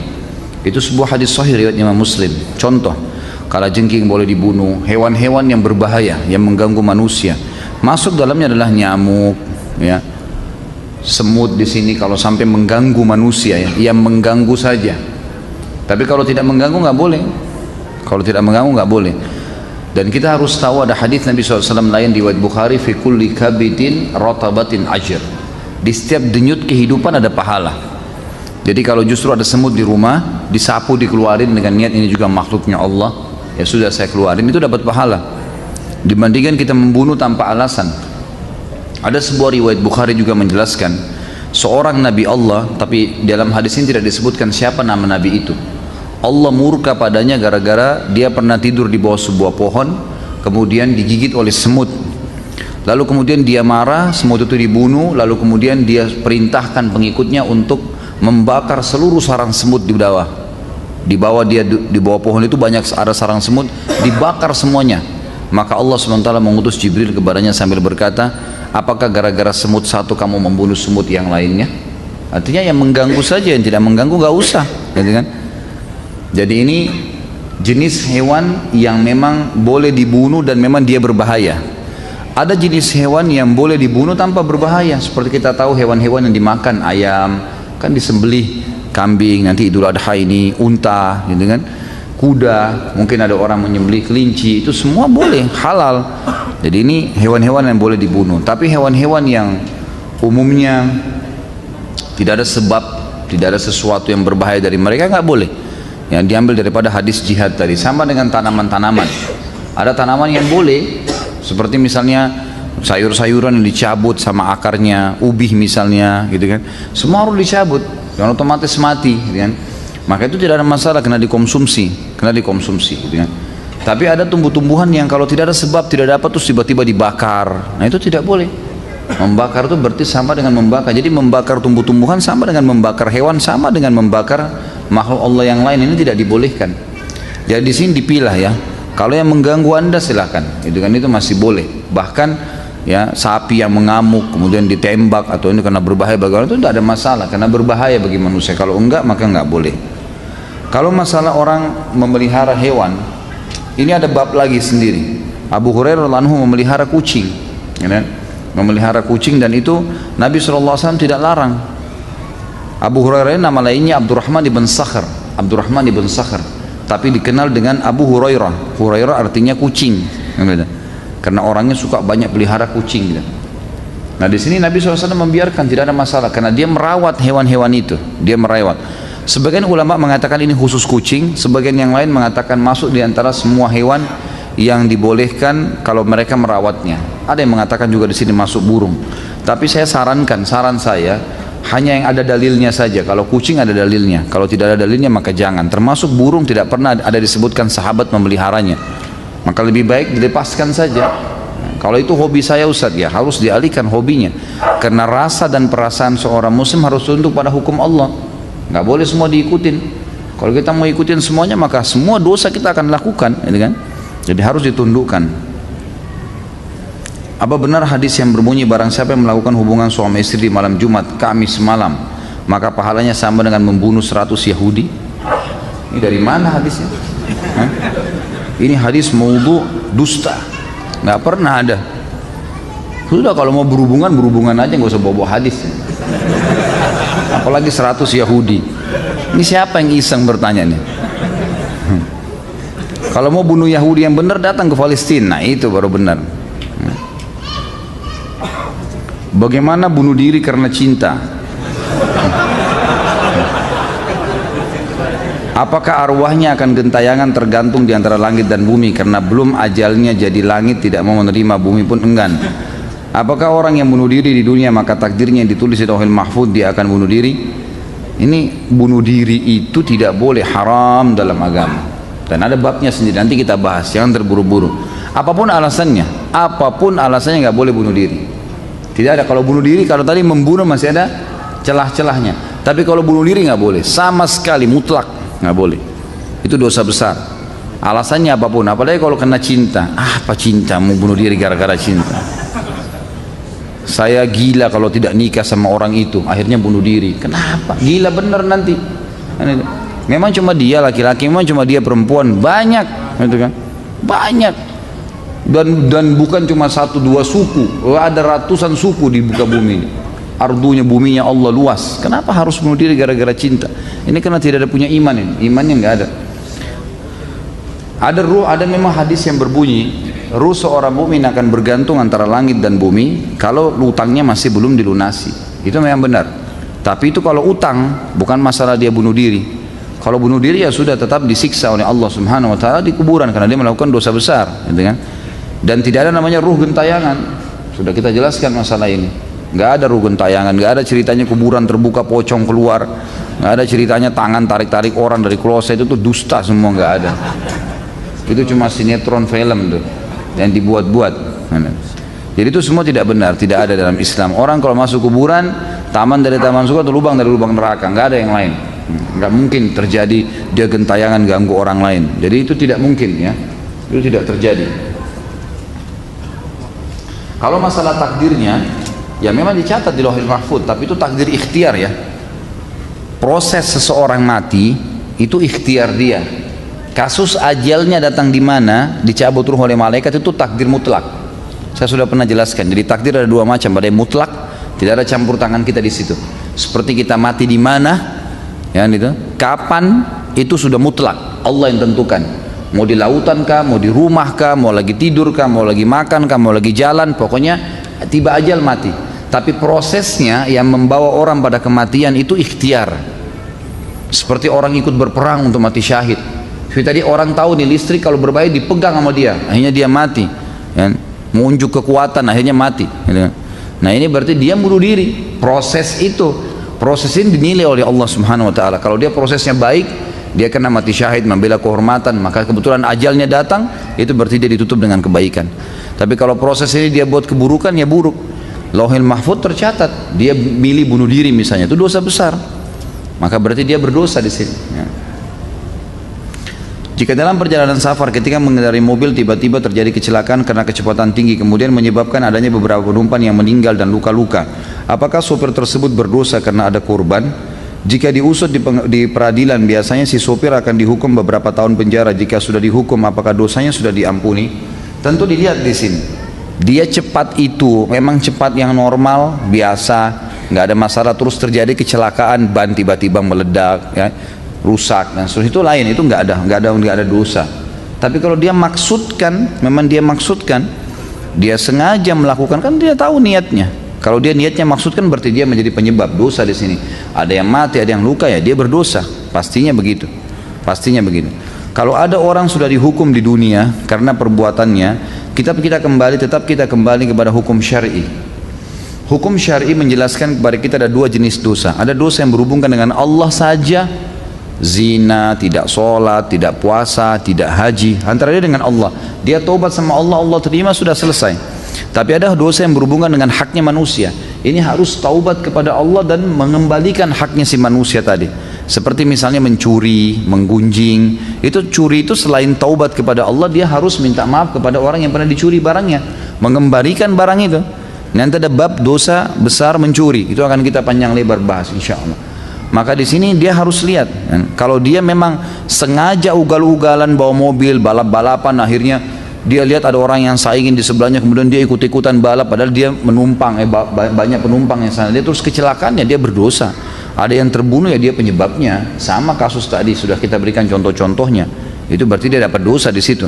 Masalah dia dihukum di sini, dia dihukum penjara, apakah sudah lepas hukumnya di akhirat? Tentu tidak. Secara akhirat tidak lepas, karena untuk melepaskan diri di akhirat dia harus minta maaf sama keluarga-keluarga orang yang terbunuh ini. Di antaranya dalam Islam dia harus bayar denda. Dia itu tergantung yang disepakati oleh peradilan Islam yang ada di sekitar tempat atau tempat dia tinggal. Bagaimana hukum KB dalam Islam, baik spiral, suntik maupun pil, apakah itu termasuk membunuh keturunan? Tentu saja tidak. Membunuh ini membunuh, jadi sudah tadi saya bilang kalau sudah 4 bulan ada ruhnya lalu sengaja digugurin, nah itu membunuh. Kalau menggunakan spiral, menggunakan alat KB sebelum terjadi kehamilan itu tidak ada masalah. Dalam banyak hadis, diantaranya hadis Bukhari, bahwasanya para sahabat mengatakan kami dulu berazal. Azal itu menumpahkan sperma di luar kemaluan istri karena tidak mau hamil. Sementara Al-Quran, ayat Al-Quran turun dan kami tidak dilarang. Jadi dibolehkan berazal itu. Dan azal ini ulama tarik sampai sekarang dengan menggunakan alat-alat ya KB ini, dan kalau memang tidak ada hubungannya dengan hal-hal yang haram, gitu kan? Jadi nggak ada masalah. Ini di zaman Nabi SAW ada. Jadi yang membunuh memang sudah ada fisiknya lalu dibunuh. Nah itu yang dimaksud. Dalam Islam menikahlah karena agama, kecantikan, harta dan keturunan. Jika akan menikah, apakah sebaiknya dilakukan cek pemeriksaan medis kedua pasangan untuk mengetahui ada tidaknya penyakit seperti kista atau miom, perbedaan resus darah plus dan minus atau positif negatif yang dapat mempengaruhi mendapatkan keturunan, atau lillahi ta'ala. Karena ada saudara anak yang menikah, ternyata setiap punya anak sudah 3 kali berturut-turut, umurnya tidak lebih dari 5 tahun lalu meninggal. Setelah diteliti ternyata adanya resus dan tidak bisa disatukan dari pasangan tersebut. Ada juga yang ternyata di rahim istri ada kista dan miom. Ada juga karena pergerakan sperma suami yang lambat dan faktor-faktor genetik. Bagaimana menyikapi hal ini? Sebenarnya bukan harus ya, boleh saja. Kalau dalam hadis sebenarnya bukan menikahi karena agama, karena kecantikan, harta dan keturunan, tapi itu opsi pilihan. Ada yang opsi pilihan seperti misalnya kecantikan dan harta ini opsi pilihan. Tapi kalau agama dengan keturunan ini memang perintah. Memang harus dibedain. Seperti sabda Nabi SAW, kalau datang kepada kalian, kepada wanita dan walinya yang kalian ridhoi agama dan akhlaknya, maka terima lamarannya. Kalau tidak terjadi kerusakan di muka bumi. Berarti di sini tidak ada opsi nih, penekanan harus dipilih, gitu kan? Kalau datang yang soleh diterima lamarannya. Laki-laki juga begitu, perempuan dinikahi karena kecantikan, karena keturunan, ya, karena harta dan karena agama. Tapi dahulukan agama. Ada perintah penekanan masalah agama. Tidak ada opsi di sini. Ya, tapi yang 3 tadi, keturunan, agama, keturunan, harta dan juga kecantikan fisik ini adalah pilihan. Ya, ada opsi-opsi di situ. Tapi kalau agama nggak ada opsi, jadi kita bedain di sini ya. Termasuk masalah keturunan sebenarnya betul itu bukan opsi ya, tapi dia memang satu hal yang memang harus diperhatikan. Kalau sekarang sudah ada teknologi canggih bisa periksa, sangat bagus. Ya, sangat bagus, tapi itu bukan suatu hal yang harus diharuskan ya. Kalau dalam Islam sudah diajarin caranya untuk mengetahui orang ini subur atau tidak, itu kan sudah dilihat dari keturunan orang tuanya, dari jalur orang tuanya. Saya sudah pernah sampaikan, salah satu metode untuk ta'aruf dalam Islam, 3 hal: melihat fisiknya yang menarik buat kita, yang dibolehkan wajah dan telapak tangan. Kemudian kita melihat untuk mengetahui nanti gen kita ke bawah keturunan, baik itu secara fisik subur atau tidak, atau secara karakter. Kita cukup melihat keluarga ayahnya, keluarga ayah laki-laki dan keluarga ayah perempuan ini dilihat. Kalau umumnya mereka subur, punya keturunan banyak, gitu kan, secara fisik kita lihat mungkin orangnya kita ingin keturunan kita nanti tinggi besar atau berkulit putih misalnya, itu semua dari gen ayah, jalur ayah si perempuan dan jalur ayah si laki-laki.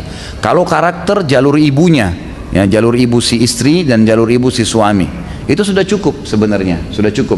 Tapi kalau ada orang mau mengadakan penelitian atau pengetesan secara medis, itu boleh-boleh saja, nggak ada masalah, gitu kan. Itu insya Allah tidak ada masalah, tidak ada larangan dalam masalah itu ya. Tapi tidak dikatakan salah kalau orang tidak melakukannya, karena ini sudah diajarkan.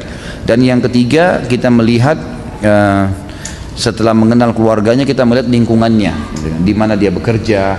Jadi kalau mau menikah tinggal tanya, kamu kalau weekend kemana saja, Oh saya kalau weekend biasanya di karaoke ini, biasa di diskotik ini, biasa saya minum bir di sini dan seterusnya, ya sudah tahu lah, gitu kan. Nah, jadi sudah bisa diambil. Tapi kalau saya kalau weekend ke taklimnya Ustadz Khalid di Blok M, misalnya kan lain. Bagaimana hukumnya orang dalam keadaan terdesak, misal dalam keadaan perang dan akan dirampok atau diperkosa? Haruskah dia melawan sampai terbunuh atau dibolehkan dia membunuh penjahat itu? Bagaimana jika ada kemampuan untuk melawan? Haruskah bunuh diri untuk menjaga kehormatan? Apakah hal ini dibolehkan atau harus pasrah saja? Tentu tidak boleh menyerah, ya kan? Melawanlah, melawan semaksimal mungkin, dan kalau anda terbunuh anda mati syahid. Gitu kan? Jadi opsinya adalah kalau memang akan diganggu, akan diperkosa kalau perempuan, dan dia melawan maksimal, jangan pasrah, nggak boleh. Kalau ajal anda datang, anda akan mati kok pada saat itu, dan kalau mati dalam keadaan syahid itu luar biasa. Jangan terpengaruh dengan melihat fisik orang yang mati ya. Seperti kasus orang yang kemarin di Masjid Haram kena mati, itu matinya hari Jumat, lagi sujud, lagi haji, luar biasa itu. Artinya gini, saya sampaikan ke jamaah pengajian saya, ada yang sampai nyorotin Saudi buruk dan segala, kok bisa? Itu takdirnya Allah, gimana caranya kita mau salah-salahin? Biar juga dia lagi di Indonesia tuh, tetap mati pada saat itu, kalau datang ajalnya. Malah luar biasa matinya di Masjid Haram. Dan saya dengar sendiri cuplikan dari para pengawas di Masjid Haram mengatakan, ini yang rubuh nih, yang rubuh, itu sesuatu yang secara hitung-hitungan matematika nggak mungkin jatuh, nggak mungkin rubuh dah. Ini secara hitung-hitungan sudah nggak mungkin, ini tercanggih menggunakan alat canggih di dunia, bahan-bahannya luar biasa, sudah sangat luar biasa. Kok bisa gitu? Sampai ada yang mengatakan bukan mustahil dari salah satu orang yang mati itu mungkin berdoa minta mati syahid di haram tuh. Sampai Allah datangin petir, kan waktu itu petir ya, datang petir, hujan, akhirnya rubuh tuh bangunan. Yang tidak mungkin rubuh kalau syahid dengan mati nggak mungkin. Kayak antum lagi berdiri gini, tiang ini tembok sudah dipasang semen, sudah dipasang besi, sudah bagus, tiba-tiba rubuh tanpa sebab. Terus mengenai orang-orang tertentu gitu kan. Memang itu subhanallah, kembali kepada hukum Allah subhanahu wa ta'ala. Bagaimana hukumnya bagi orang yang aborsi sekalipun dalam usia dini 1, 2, 3 bulan sebelum ditiupkan ruh dalam janin? Jika dengan alasan medis bagaimana, dan jika dengan alasan malu karena hubungan di luar nikah termasuk dosa besar kah? Kan sudah pernah saya bilang, tadi saya sudah bilang, kalau dia di bawah 4 bulan belum ada ruhnya, ini masih diperselisihkan oleh para ulama. Kalau dia memang berbahaya bagi si perempuan itu, kalau dia hamil dan seterusnya, maka itu tidak ada masalah karena dianggap belum ada ruhnya, gitu kan. Saya tidak tahu di sini pendapat ulama tentang masalah kalau ada orang yang hamil di luar nikah boleh atau tidak digugurkan, itu di bawah 4 bulan saya tidak tahu. Tapi umumnya pendapat ulama di bawah 4 bulan masih ada, umumnya mereka membolehkan karena dianggap belum ada ruhnya kalau ada masalah. Apa benar Umar bin Khattab dulu pernah membunuh anaknya hidup-hidup? Ini lebih banyak ulama mendhaifkan, melemahkan riwayatnya, gitu ya. Mendhaifkan riwayatnya. Kalaupun ada yang berpegang pada riwayat ini, itu zaman dulu, zaman jahiliyah. Umar bin Khattab belum jadi muslim. Bahkan Umar mengatakan dalam hadis Bukhari, dulu sebelum saya mengenal Islam saya pemabuk keras. Mabuk. Salah satu opsi, salah satu riwayat yang menyebutkan Umar bin Khattab masuk Islam, dia bilang, waktu saya keluar, saya setiap pagi sampai malam mabuk, minum terus khamr. Waktu saya keluar mau cari khamr, saya melihat Rasulullah SAW lagi duduk dekat Ka'bah. Maka saya pun menyelip-nyelip di antara kain kiswanya Ka'bah sampai mendekati Nabi dan mendengarkan apa yang dia baca. Lalu kemudian Nabi menegur saya dan saya pun syahadat. Salah satu kisahnya. Ada opsi yang ada, cerita-cerita yang lain mengatakan Umar masuk dengan cara yang lain, dengan cara adiknya Fatimah yang baca Quran. Tapi seperti itulah gambarannya, gitu kan. Jadi itu apapun yang terjadi, kalaupun dibenarkan, itu adalah sebelum Islam, lain. Sebelum Islam nggak dihitung. Jika di zaman jahiliyah dulu kayak di zaman Fir'aun, jika keluar bayi laki-laki maka dibunuh. Namun di zaman modern seperti saat ini, bayi baru masih di kandungan sudah dibunuh, digugurkan. Orang lebih kejam zaman sekarang ya Ustaz? Ini nggak tahu, Allahu a'lam. Tergantung dia kejamnya seperti apa. Ini kapan sempatnya nih ngetik seperti ini, Masya Allah, rapi benar nih. Baru bahas apa sudah disiapin, bab membunuh. Bagaimana dengan hal pembunuhan karakter, berdosakah? Seperti kasus artis dihujat dan sedang diheboh cuma karena mengatakan ini fitnah. Ini masalah fitnah saja. Fitnah lain lagi ya, itu dosa sendiri, nanti akan ada dosanya, ada bahasannya. Jadi tidak dikatakan ini istilah pembunuhan karakter itu kan cuma istilah. Bunuh tadi kita sudah bilang secara fisik sampai ruhnya orang itu hilang, gitu kan. Tapi fitnah memang lebih berat dosanya daripada membunuh itu. Karena Allah mengatakan wal fitnatu asyaddu minal qatl. Fitnah lebih keras daripada membunuh. Malah itu lebih berat sebenarnya, gitu kan? Lebih berat daripada masalah ini. Kalau masalah mengirim al-fatihah untuk orang mati dipermasalahkan, bahkan dikatakan penganut Wahabi, sedangkan dengan ada ustadz kawakan di TV yang mengatakan Nabi tidak dijamin masuk surga dan tidak wajib pakai jilbab, malah diam-diam saja. Gini loh, kalau saya pribadi nggak usah terlalu terpancing dengan apa yang sedang ada, gitu ya. Ini proses, ya proses. Nanti masyarakat bisa bedain kok. Kalau menurut saya nggak usah ikut-ikutan, sudahlah. Biarkan saja berlalu mereka berbicara. Kita sudah tahu mana yang benar, mana yang salah, gitu kan? Udahlah. Untuk apa habisin energi kalau saya itu untuk ribut-ributan, jor-joran? Kalau saya melihat malah ini banyak orang awam di Indonesia yang tidak mengerti, malah sekarang bertanya, oh begitu ya? Malah mereka jadi mau belajar gara-gara itu kan? Jadi itu cara Allah Subhanahu Wa Taala. Apakah menyuntik mati termasuk dosa besar? Misal kejadian karena sakit yang diderita oleh pasien dirasakan orang keluarga dokter yang melihatnya nggak tega, maka pasien tersebut lalu disuntik mati. Lalu bagaimana jika kasus dokter malpraktek karena salah diagnos, salah obat yang menyebabkan kematian, berdosakah? Tentu saja kalau dia disuntik mati, dosa, nggak boleh itu. Dokternya dosa, keluarganya dosa. Tentu saja tidak boleh, ya, tidak boleh sama sekali, itu dilarang, ya, tidak boleh sama sekali ini. Kemudian kalau masalah bagaimana kalau ada dokter yang salah diagnosa, itu ijtihad, ya, dia tidak dosa insya Allah. Kecuali kalau dia bodoh, dia nggak tahu tapi sengaja mau tahu, nah, tunjukin kalau dia tahu akhirnya orang jadi mati, nah itu baru berdosa. Tapi kalau dia ijtihad, dia berusaha, dia kasih obat, kemudian salah, dia tidak tahu mungkin tanggal obatnya tertulis masih utuh tapi ternyata sudah expire dan seterusnya, dia tidak sengaja, maka tidak masuk insya Allah. Pernah ada majelis yang mengharuskan syahadat ulang ketika ingin menikah, harus mencari pasangan dari satu majelis yang sudah syahadat ulang. Jika tidak, maka pernikahan tidak sah dan sama saja dengan berzina. Apakah yang seperti ini dibenarkan? Apakah ada dalil dan kisah salafus saleh?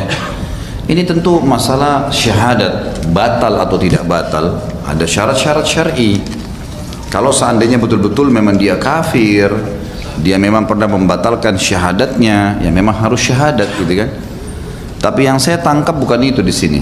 Ini ada kelompok, memang tidak usah kita sebutkan namanya. Memang mereka menganggap semua umat Islam kafir. Jadi kalau mau baru bergabung harus syahadat dulu. Yang dianggap cuma kelompoknya saja yang benar, dan ini sama sekali tidak benar. Sama sekali tidak benar. Kita tidak boleh sama sekali menuduh seseorang itu kafir kalau tidak ada hujjah tentang masalah itu. Jelas-jelas ada sesuatu yang membatalkan kekafiran dia. Masih ingat perilaku Usama bin Zaid kan, radhiyallahu anhu, yang pernah mau menebas orang kafir, kemudian tiba-tiba syahadat, lalu Usama bin Zaid tebas saja langsung. Setelah berpikir sejenak lalu ditebas sama dia. Ditanya oleh Nabi SAW, kenapa kau bunuh hai Usama? Ya Rasulullah, ini tadi musuh ini dia perang dengan saya. Kalau saya tidak menangkis, saya sudah dibunuh sama dia. Tiba-tiba waktu pedangnya sudah jatuh, dia tiba-tiba syahadat. Berarti dia syahadat karena takut lihat pedang saya. Apa kata Nabi SAW? Apa kau belah dadahnya hai Usama sehingga kau tahu dia benar atau tidak? Usama terdiam. 2 kali Nabi SAW ulangi, apa kau belah dadahnya hai Usama sehingga kau tahu dia jujur atau tidak? Terus Nabi SAW ulangi kata Usama sampai saya berharap masuk ke dalam kuburan dan tidak keluar lagi, meninggal karena beratnya bobot kata-kata Nabi SAW tadi. Jadi nggak bisa sembarangan mencap orang semuanya kafir, tidak mungkin, ya. Kalau teman-teman ikuti ceramah saya bedah buku Nawaqidul Iman, itu hari Jumat pagi di Kemang biasanya. Ini memang saya bahas masalah itu. Di awal-awal bahasan kitab itu ada bahasan tentang tidak bolehnya kita memvonis seseorang kafir tanpa ada hujjah yang jelas. Nggak bisa sama sekali. Kalau betul-betul kita tahu memang terindikasi dia mengikrarkan kekufurannya, sudah dia berbuat kemusyrikan dan telah sampai hujjah padanya, sudah dijelaskan hukum dia tidak mau juga tahu, maka pada saat itu baru ada vonis gitu. Apa bedanya ahli kitab Nasrani dan Yahudi, Ustaz? Yahudi istilah untuk semua orang-orang yang mengaku pengikut Nabi Musa, hanya meyakini sampai Nabi Musa saja risalah. Nasrani istilah bagi semua yang mengaku pengikut Nabi Isa dan meyakini risalah hanya sampai Nabi Isa. Itu Yahudi dan Nasrani, dan mereka ahli kitab. Pernyataan sebagian orang mengatakan mereka bukan ahli kitab ini salah, ya. Karena memang kekeliruan yang mereka lakukan seperti keyakinan orang Yahudi Uzair anak Allah, Nasrani mengatakan Isa anak Allah, ini semua sudah terjadi sebelum baginda Nabi SAW diutus. Memang sudah mereka mengatakan itu. Trinitas di komunitas Yahudi, Nasrani itu sudah diucapkan. Bahkan pernah terjadi perang besar dari tahun 200-an Masehi, 100-an Masehi sampai 500-an Masehi, sampai sebelum lahirnya Nabi Muhammad SAW. Terjadi perang besar di tengah-tengah kaum Nasrani antara orang yang membela tauhid dan orang yang mengatakan trinitas, gitu. Jadi mereka sudah mengatakan itu sebenarnya, gitu kan? Jadi ada orang-orang ahli kitab ini. Ini saya jawab karena tadi ada saya jelaskan, ya, ada hubungan dengan masalah ahli kitab itu. Apa itu jizyah? Jizyah itu adalah upeti yang dibayar apabila seseorang non muslim ditawarkan Islam lalu dia menolak. Kalau pasukan Islam yang bergerak, bukan individu di sini, ya. Ada pasukan besar mujahidin di bawah undang-undang pemerintah resmi, mereka pergi jihad, kemudian mereka tawarkan Islam satu wilayah, kalau mereka nolak ditawarkan jizyah, upeti. Mereka bayar, nanti kesepakatan per kepala bayar berapa. Allah mengatakan hatta yu'tul jizyah ayyadi wa hum shaghirun, sampai mereka membayar jizyah dalam kondisi mereka terhina, gitu kan. Memang tidak boleh karena mereka nolak agama Allah, nggak boleh nolak ini. Kalau mereka nolak baru terjadi peperangan. Bolehkah mahar yang saya kasih dulu dijual untuk menutupi kebutuhan Ustaz? Kalau istri yang menjualnya boleh, hak dia itu. Tapi kalau yang bertanya ini laki-laki nggak boleh, antum tidak punya hak untuk itu. Mahar sudah mutlak haknya istri, dan dia akan menjadi hak istri 100% setelah akad nikah dan disentuh berhubungan biologis. Hak mutlak, tidak ada lagi mahar bagi kita. Mahar itu hanya boleh ditarik kembali kalau sudah akad nikah tapi ternyata terbukti perempuan ini menipu. Misal tadinya dia berkata A ternyata B, terbukti. Ada informasi tentang A ternyata B. Atau keadaan-keadaan apalah yang membuat dia akhirnya menceraikan istrinya sebelum disentuh, ya, dan dia dalam keadaan benar, maka pada saat itu mahar boleh ditarik. Tapi kalau enggak boleh. Jadi istri punya hak, dan istri punya hak untuk menjualnya, menyimpannya, itu hak dia. Kalau dia jual untuk membantu kehidupan rumah tangga dengan suaminya, itu satu sedekah yang luar biasa, sangat besar dan sangat baik sekali. Tentu sini ada pertanyaan di luar tema, ya, tapi kena satu pertanyaan maka saya jawabnya. Jika sholat seorang wanita terlihat telapak tangannya, apakah sah sholatnya Ustaz? Yang saya tahu sah. Kan wajah sama telapak tangan boleh terlihat. Juga sama pertanyaan yang berhubungan dengan ini, sahkah puasa wajib atau sunnah jika kita tidak sahur karena ketiduran? Sah saja, sahur itu sunnah. Artinya sahur tak boleh berpuasa. Ini pintar juga penanya ini, satu sesuai tema, dua tidak. Bagaimana Pak Yo, baca nggak? Oke, saya turun. Apakah sholat tarawih sama dengan sholat tahajud? Tarawih, qiyamul Ramadan, qiyamul lail, tahajud sama saja. Tarawih artinya santai, dan ini hanya digunakan untuk sholat malam di Ramadan. Kenapa? Karena orang habis sholat ba'da isya udah boleh sholat. Bahkan sebagian besar ulama mengatakan sholat tarawih itu di awal habis ba'da isya khusus Ramadan lebih afdal daripada sholat malamnya, daripada diakhirkan akhir malam. Karena Nabi SAW kerjakan di awal waktu, kan. Yang satu hari yang Nabi SAW pernah kerjakan sehari saja, yang beliau habis sholat ba'diyah isya langsung berdiri, kemudian ada sahabat-sahabat yang diajak, mereka sholat berjamaah dengan Nabi SAW. Waktu mereka sholat, yang lainnya sudah banyak yang bubar nih, nggak tahu kalau Nabi SAW sholat. Besok pas masuk 1 Ramadan, sahabat tersebar berita semalam Rasulullah SAW sholat malam tuh setelah sholat ba'diyah isya, maka besoknya masjid penuh. Nabi SAW mengetahui hal tersebut, beliau tidak keluar dari rumahnya sampai azan subuh. Pas azan subuh Nabi SAW keluar lalu mengimami sholat. Habis itu beliau ceramah, beliau mengatakan, aku tahu semalam kalian menungguku, tapi aku tidak keluar karena kalau aku keluar mengimami kalian bisa jadi wajib sholat itu, tarawih maksudnya. Maka kerjakanlah, tapi jangan saya ada di situ. Nah kalau saya ada bisa menjadi wajib. Kalau dilakukan tiap hari oleh Nabi SAW maka jadi wajib. Tapi Nabi tidak melarang untuk mengerjakannya. Jadi sama saja, kan gitu. Tapi kerjakan tarawih ini teman-teman sekalian. Kerjakan tarawih ini ya, dengan syarat iman dan ihtisab namanya. Dua syarat mutlaknya. Kata Nabi SAW dalam hadis Bukhari Muslim, man qama ramadhana imanan wa ihtisaba ghufira ma taqaddama min dzambi.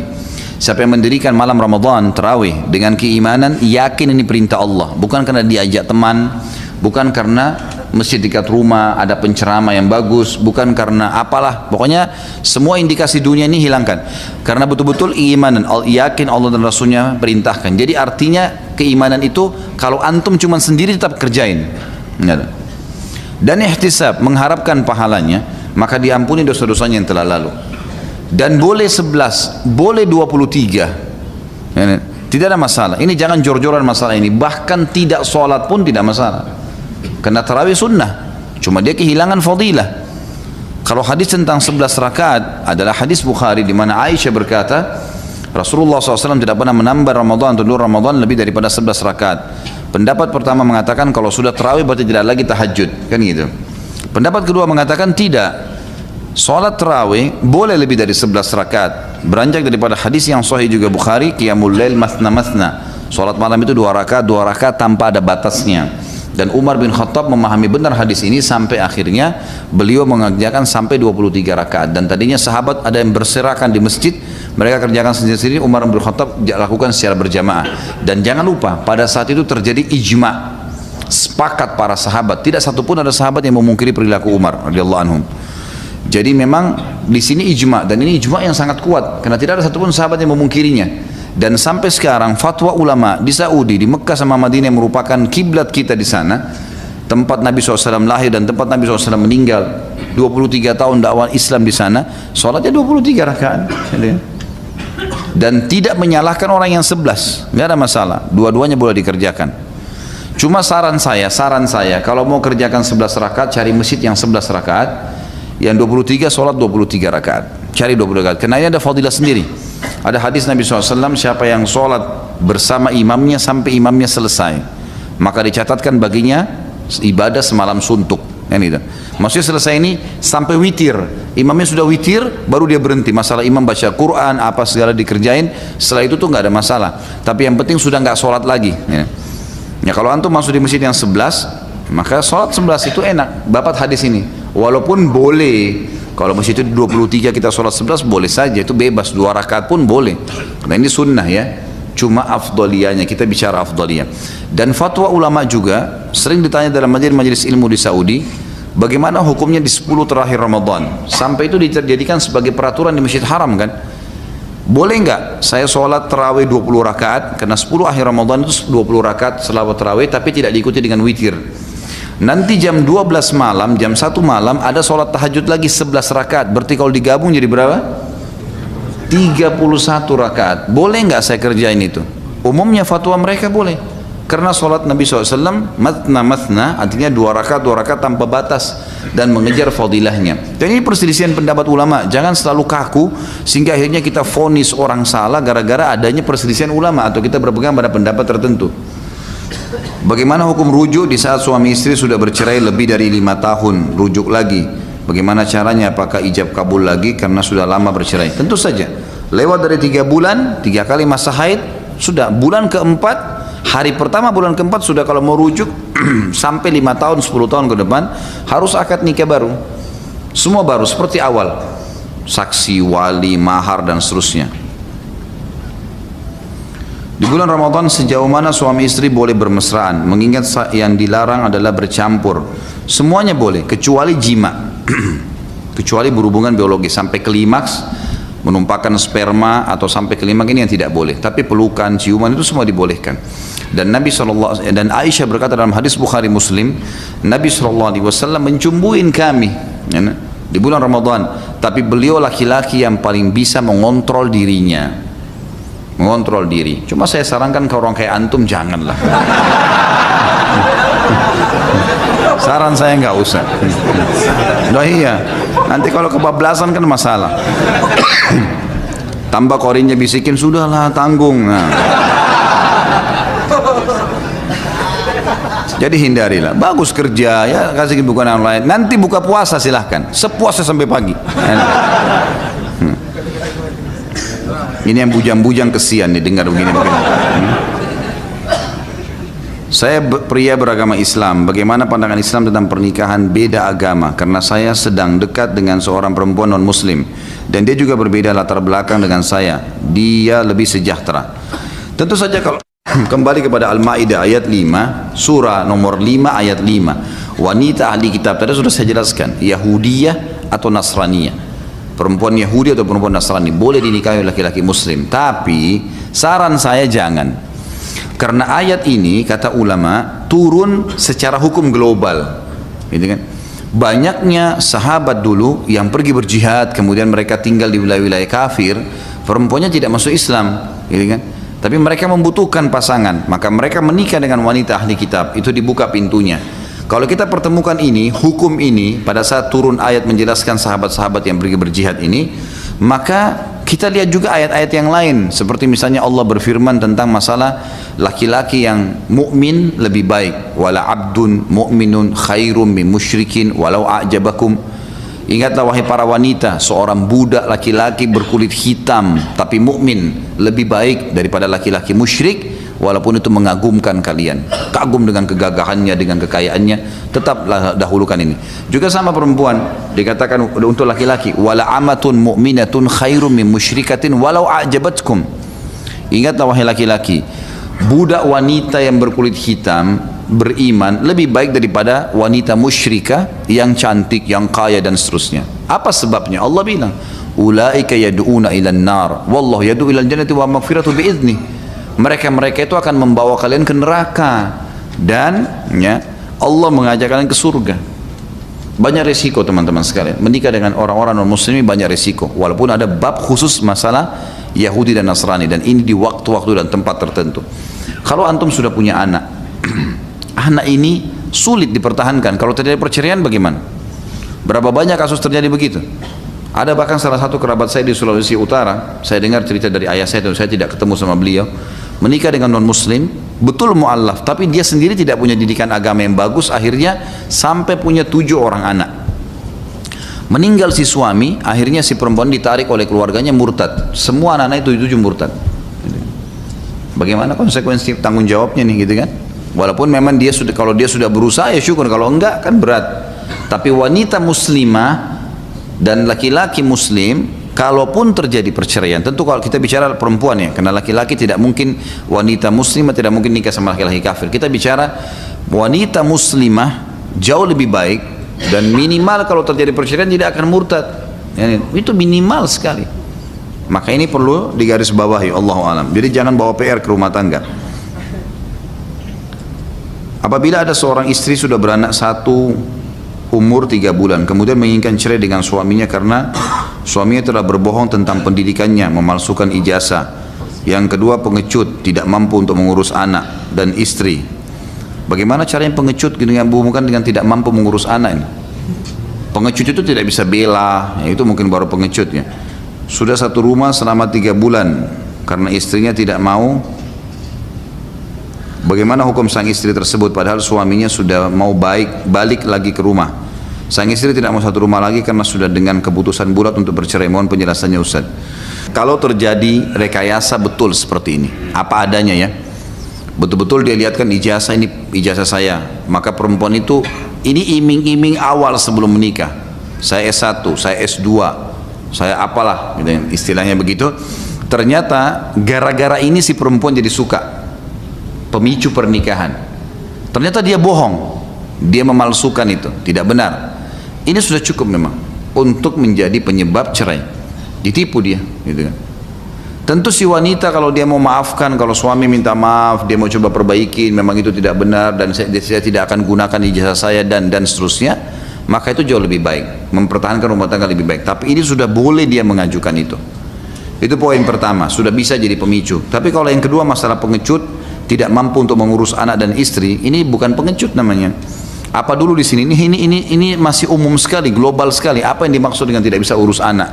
Kalau misalnya si penanya perempuan atau seorang wanita ini bertanya misalnya, yang dia anggap misal dia lagi mau duduk, dia lagi mau telepon temannya, terus suaminya disuruh jaga anak, suaminya nggak mau, itu dianggap pengecut. Ini salah, ini salah tempat ini. Kalau pengecut itu kayak misal istrinya lagi jalan digangguin sama laki-laki, dia diam karena takut. Nah ini pengecut, ini nggak boleh, ini lawan, gitu kan? Nggak boleh kita diam, walaupun harus kalah gitu loh, nggak ada masalah. Allah Subhanahu Wa Taala memuji orang-orang yang punya keberanian. Tidak boleh pengecut dalam membela kehormatan, dan kalau mati syahid. Nah itu baru bisa dinilai pengecut, kan gitu. Jadi harus digarisbawahi poin seperti ini. Ini tidak bisa jadi pemicu. Poin kedua nggak bisa jadi pemicu. Kemudian kalau masalah sudah tidak satu rumah selama 3 bulan, ini tergantung apa penyebabnya, gitu kan. Kalau perempuan yang meninggalkan rumah sementara suaminya tidak ada salah, maka ini kena laknat. Tapi kalau tadi karena rekayasa ijazah itu, gitu kan, sehingga akhirnya suaminya ternyata pengangguran, tidak ada ijazah, mungkin dari SD sampai S1 pun dipalsukan semua. Misal, karena Indonesia kita bisa beli ijazah segala, maka kemudian dengan itu dia waktu melamar kerja nggak diterima, akhirnya tidak bisa memberikan nafkah. Nah ini lain, jelas-jelas tidak boleh kan. Artinya dia punya hak untuk bisa. Tapi kalau misal salah satu ijazahnya memang ada yang dipalsukan, lalu dia mengaku dan dia tidak gunakan itu untuk cari nafkah sehingga tidak haram nafkahnya, dan kemudian dia masih bisa bekerja, bisa menaungi, dia mau perbaikin, maka ini tentu lebih baik dipertahankan. Allahu a'lam. Dan ini kalau saya sarankan, kalau suami begini misal ya, suaminya betul-betul terjadi dan sudah mau taubat kepada Allah, istrinya sudah tidak mau, ya sudah, jangan dipaksain. Jangan paksakan orang yang sudah tidak mau. Ya, jelas ya, bahasa Indonesia ini. Jangan mengemis, merengek-rengek, manusia banyak ya. Artinya bukan saya bela orang yang salah, Anda salah di sini, harus taubat kepada Allah, gitu ya. Tapi kalau sudah merengek, sudah menjelaskan tapi tidak mau juga, sudah coba perbaiki nggak mau, ya jangan. Ya sudahlah, bertawakal kepada Allah. Bagaimana jika suami jauh dari istri karena alasan kerja? 1 tahun tidak bertemu, namun demikian suami tetap mengirim nafkah hampir setiap bulan. Bagaimana hukumnya? Apakah bisa masuk kategori yang dibahas? Tentu saja, tidak ada masalah asal ada akad kesepakatan. Jihad, cari nafkah, nuntut ilmu, hal-hal yang penting dalam agama itu nggak ada masalah. Asal memang sepakat, gitu kan? Nggak ada masalah. Sepakat, artinya ini akadnya seperti ini. Saya harus kerja di luar negeri 2 tahun, saya baru bisa pulang. Sekarang supaya kita bisa beli rumah, bisa ini segala. Istrinya mengatakan setuju, iya, nggak ada masalah. Kan itu harus prosedur istri kalau di sini ya, karena mabit haknya dia. Nginap dengan istri itu haknya dia. 1 istri atau lebih daripada itu, semua harus punya kesepakatan. Karena kalau dia tanazul, dia nggak apa-apa melepaskan malamnya kita nggak nginap, maka hukum syari kita lewat, gitu kan? Tidak ada masalah. Ini kalau disepakati jadi nggak ada masalah, insya Allah. Apa hukumnya berpoligami? Ya. Apakah harus minta restu dengan istri? Apakah boleh berpoligami diam-diam tanpa diketahui istri? Apakah berpoligami wajib hukumnya? Pertanyaannya banyak betul. Apakah poligami wajib hukumnya harus adil? Sampai batas mana yang dinamakan adil? Lalu setelah menjalankan hidup berpoligami ternyata tidak adil, apa harus bercerai? Apakah istri yang tidak mau diajak hidup sesuai sunnah boleh diceraikan? Masya Allah, 5 pertanyaan. Hukum poligami dalam Islam umumnya sunnah muakkadah. Sunnah muakkadah artinya sunnah yang sangat ditekankan. Bagi yang punya kemampuan, maka dia boleh melangkah. Poligami ini bisa menjadi wajib, bisa menjadi sunnah, bisa menjadi haram, ya. Dia menjadi sunnah kalau orang umum dia sudah berhasil membangun rumah tangganya pertama, kemudian dia mau menerapkan sunnah Nabi SAW, tapi ini betul-betul tidak ada rekayasa keadaan. Dia melibatkan istrinya, tidak diam-diam, memang dia memprogramkan. Pernah kan saya bilang 2 tahun lagi mau nikah poligami, jadi 2 tahun itu diprogramkan. Bagaimana caranya dirancang, dibuatkan planning supaya bisa melangkah ke situ. Dan yang paling sehat adalah melibatkan memang pasangan sehingga tidak ada sesuatu yang dianggap disembunyikan. Dia akan jadi wajib kalau pada saat seseorang itu khawatir terjadi perzinahan karena ada udzur-udzur syar'i. Istrinya tidak melayani dia, istrinya sakit, nggak bisa lagi, stroke misalnya, maka dia butuh pasangan. Menceraikan juga adalah dolor, kesian istrinya. Kalau dia tidak lakukan menikah sekarang, maka akan jadi masalah buat dia. ya, akan terjadi perzinahan, maka di sini wajib hukumnya. Ini tidak masuk teman-teman orang yang sengaja pacaran sudah punya istri, lalu tidak bisa tahan syahwat, lalu kemudian dia mau zina sama orang tersebut, lalu dia bilang saya sudah tidak bisa tahan karena harus ya nikah akhirnya. Ini nggak masuk, ya. Ingat ya, tidak masuk. Ya. Yang ketiga, dia akan menjadi haram poligami itu. Kapan dia jadi haram? Kalau dia bahkan mendatangkan mudarat yang besar. Ya, mudarat yang besar. Ada orang susah sekali secara ekonomi, fisik juga tidak ada kemampuan, maksain poligami. Hanya karena berbangga-bangga sama temannya, hanya karena suka melihat orang lain. Ini nggak bisa jadi tolak ukur. Nggak bisa. Poligami itu bukan hanya karena lihat orang terus suka langsung poligami, bukan itu tolak ukurnya. Itu akan jadi ibu anak-anak kita, nggak boleh sembarangan. Tahu semua syarat istri pertama dulu, syaratnya ke istri kedua sama. Karena ada orang subhanallah juga begitu, mau poligami tapi asal jadi saja, yang penting ada 2, ada 3, mau dibangga-banggain. Ini salah. Mencari istri memang harus mencari seperti mencari istri yang pertama, sama persis. Harus syarat-syaratnya terpenuhi, agamanya, punya sesuatu yang menarik buat kita, jadi tidak boleh sembarangan. Seperti itulah.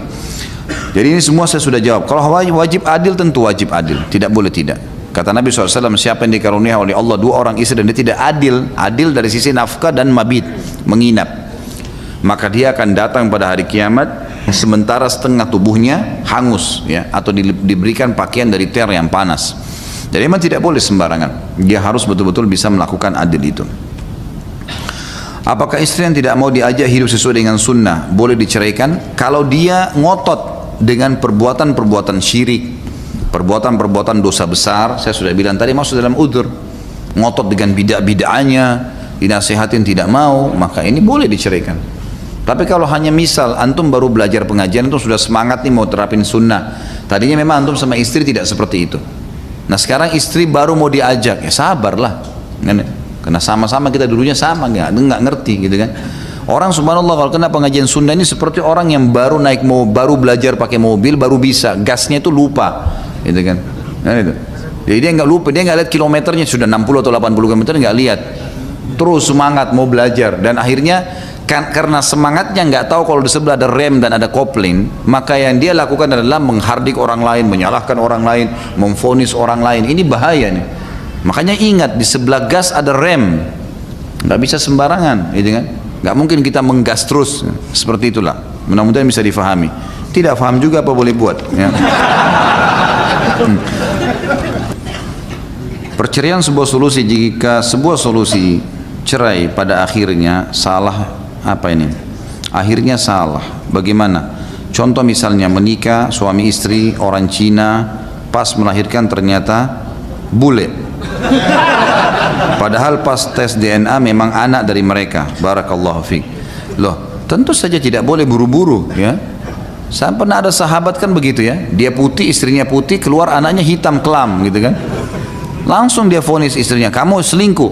Kata istrinya, demi Allah nggak ada yang sentuh saya kecuali kamu. Lapor ke Nabi SAW. Langsung Nabi didik si laki-laki itu. Ditanya, kebetulan laki-laki ini punya peternakan unta. Apa kau punya peternakan unta? Dia bilang, iya ya Rasulullah. Baik, ada untamu nggak berpasangan? Dia bilang ada. Induknya ya si jantan sama betinanya. Apa warna mereka? Kata dia coklat kemerah-merahan. Anaknya ada nggak? Ada, 5 ekor anak. Ada nggak? Apakah semua warna anaknya mirip sama warna ibu ayahnya? Dia bilang tidak. Ada satu bahkan berbulu warna hitam, ya, coklat kehitam-hitaman. Kata Nabi SAW, kenapa bisa? Dia bilang, mungkin ini tarikan dari jalur nasabnya. Mungkin dari kakek-kakeknya dulu. Kata Nabi SAW, anakmu seperti itu. Ini seperti itu, gitu kan? Jadi makanya jangan buru-buru mau bercerai. Kalau kita tanya pasangan kita, ini kok bisa anaknya berbeda? Ini gitu. Tapi memang Allahu alam ya, kalau dari pertanyaan tadi ini agak unik ya. Kalau Cina sama Cina keluar bule ini ini agak unik ini. Berarti harus ada kakek-kakeknya yang dulu bule gitu kan. Tapi setelah dites DNA ternyata benar, jadi makanya tes DNA dulu baru cerai kalau memang betul tidak terbukti. Jadi jangan buru-buru ya. Allahu alam. Ada saja masalah. Bagaimana jika saya menikah tapi ilmu agama saya masih kurang? Gak masalah, nikah aja dulu, gitu kan? Nanti belajar, gitu kan? Jangan hubungkan dengan itu, nikah saja dulu, ya. Tentu baca tentang masalah pernikahan, tidak lama kok itu. Tidak lama, baca di Google sekarang, ketik keutamaan menikah, misalnya keluar semua, atau beli buku, ikutin ceramah banyak, belajar beberapa hari, insya Allah sudah bisa menjalankan.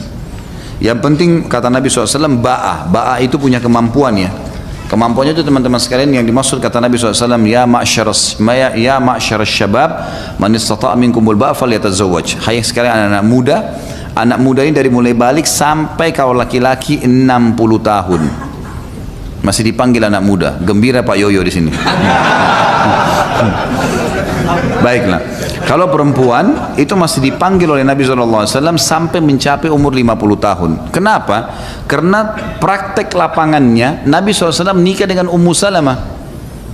Kalau yang dipanggil suruh menikah ini hanya orang yang dianggap muda itu 20-30 tahun, Nabi SAW tidak akan menikahi janda-janda tua, gitu kan? Berarti ulama mengatakan ada panggilan, dan memang istri-istri Nabi seperti Ummu Salamah itu lebih tua dari Nabi SAW. Akhirnya malamnya dihadiahkan kepada Aisyah radhiyallahu anha ajmain. Yang jelas teman-teman sekalian, yang kita ingin titik beratkan dalam masalah ini, menikah saja. Apa tadi pertanyaannya? Baik, jadi kemampuan di sini maksudnya adalah kemampuan laki-lakinya begitu selesai akad nikah siap untuk bekerja cari nafkah untuk istrinya mulai hari itu. Berarti dia sudah itu. Dia sudah punya kemampuan, dalam arti kata mampu siap bekerja cari nafkah. Jadi bukan harus punya mobil, punya kendaraan, punya rumah, itu bukan itu yang dimaksud. Perempuan juga begitu, yang dimaksud dengan adalah siap untuk digauli oleh oleh suaminya dan akan hamil. Dia akan siap hamil, dia akan siap mendidik anak, dia akan siap mengurus rumah suaminya. Siap namanya. Itu sudah Nah ini poin ini tidak butuh pemahaman agama yang sangat dalam. Jadi melangkah menikah sambil nanti belajar gitu. Saya ini punya sesuatu yang buruk sekali Ustaz, yaitu suka pada istri orang.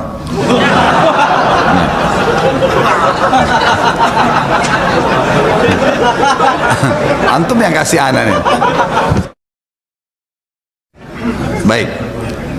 Suka sama istri orang, bahkan teman. Saya terus coba lawan hal buruk itu, tapi selalu ada godaan. Terakhir ini, baru-baru ini teman SMA saya yang sudah 15 tahun tidak ketemu. Bagaimana ya Ustaz? Kajian rutin Riyadhus Shalihin itu setiap apa saja, ya. Tentu saja antum harus lawan, akhi. Nggak boleh, harus diperbaikin, gitu kan? Tidak ada dalam Islam poliandri, lawan dari poligami ya. Poliandri itu berarti seorang perempuan punya 2 orang suami. Dalam arti kata kalau suami tidak boleh, apalagi laki-laki yang bukan suami.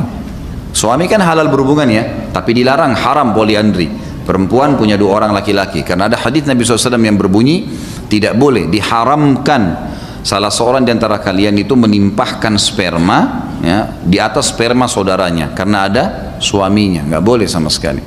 Ini penyakit teman-teman sekalian. Jadi yang mengalami ini harus betul-betul meninggalkan. Taubat nasuha kepada Allah SWT, sujud kepada Allah, betul-betul minta agar diselamatkan.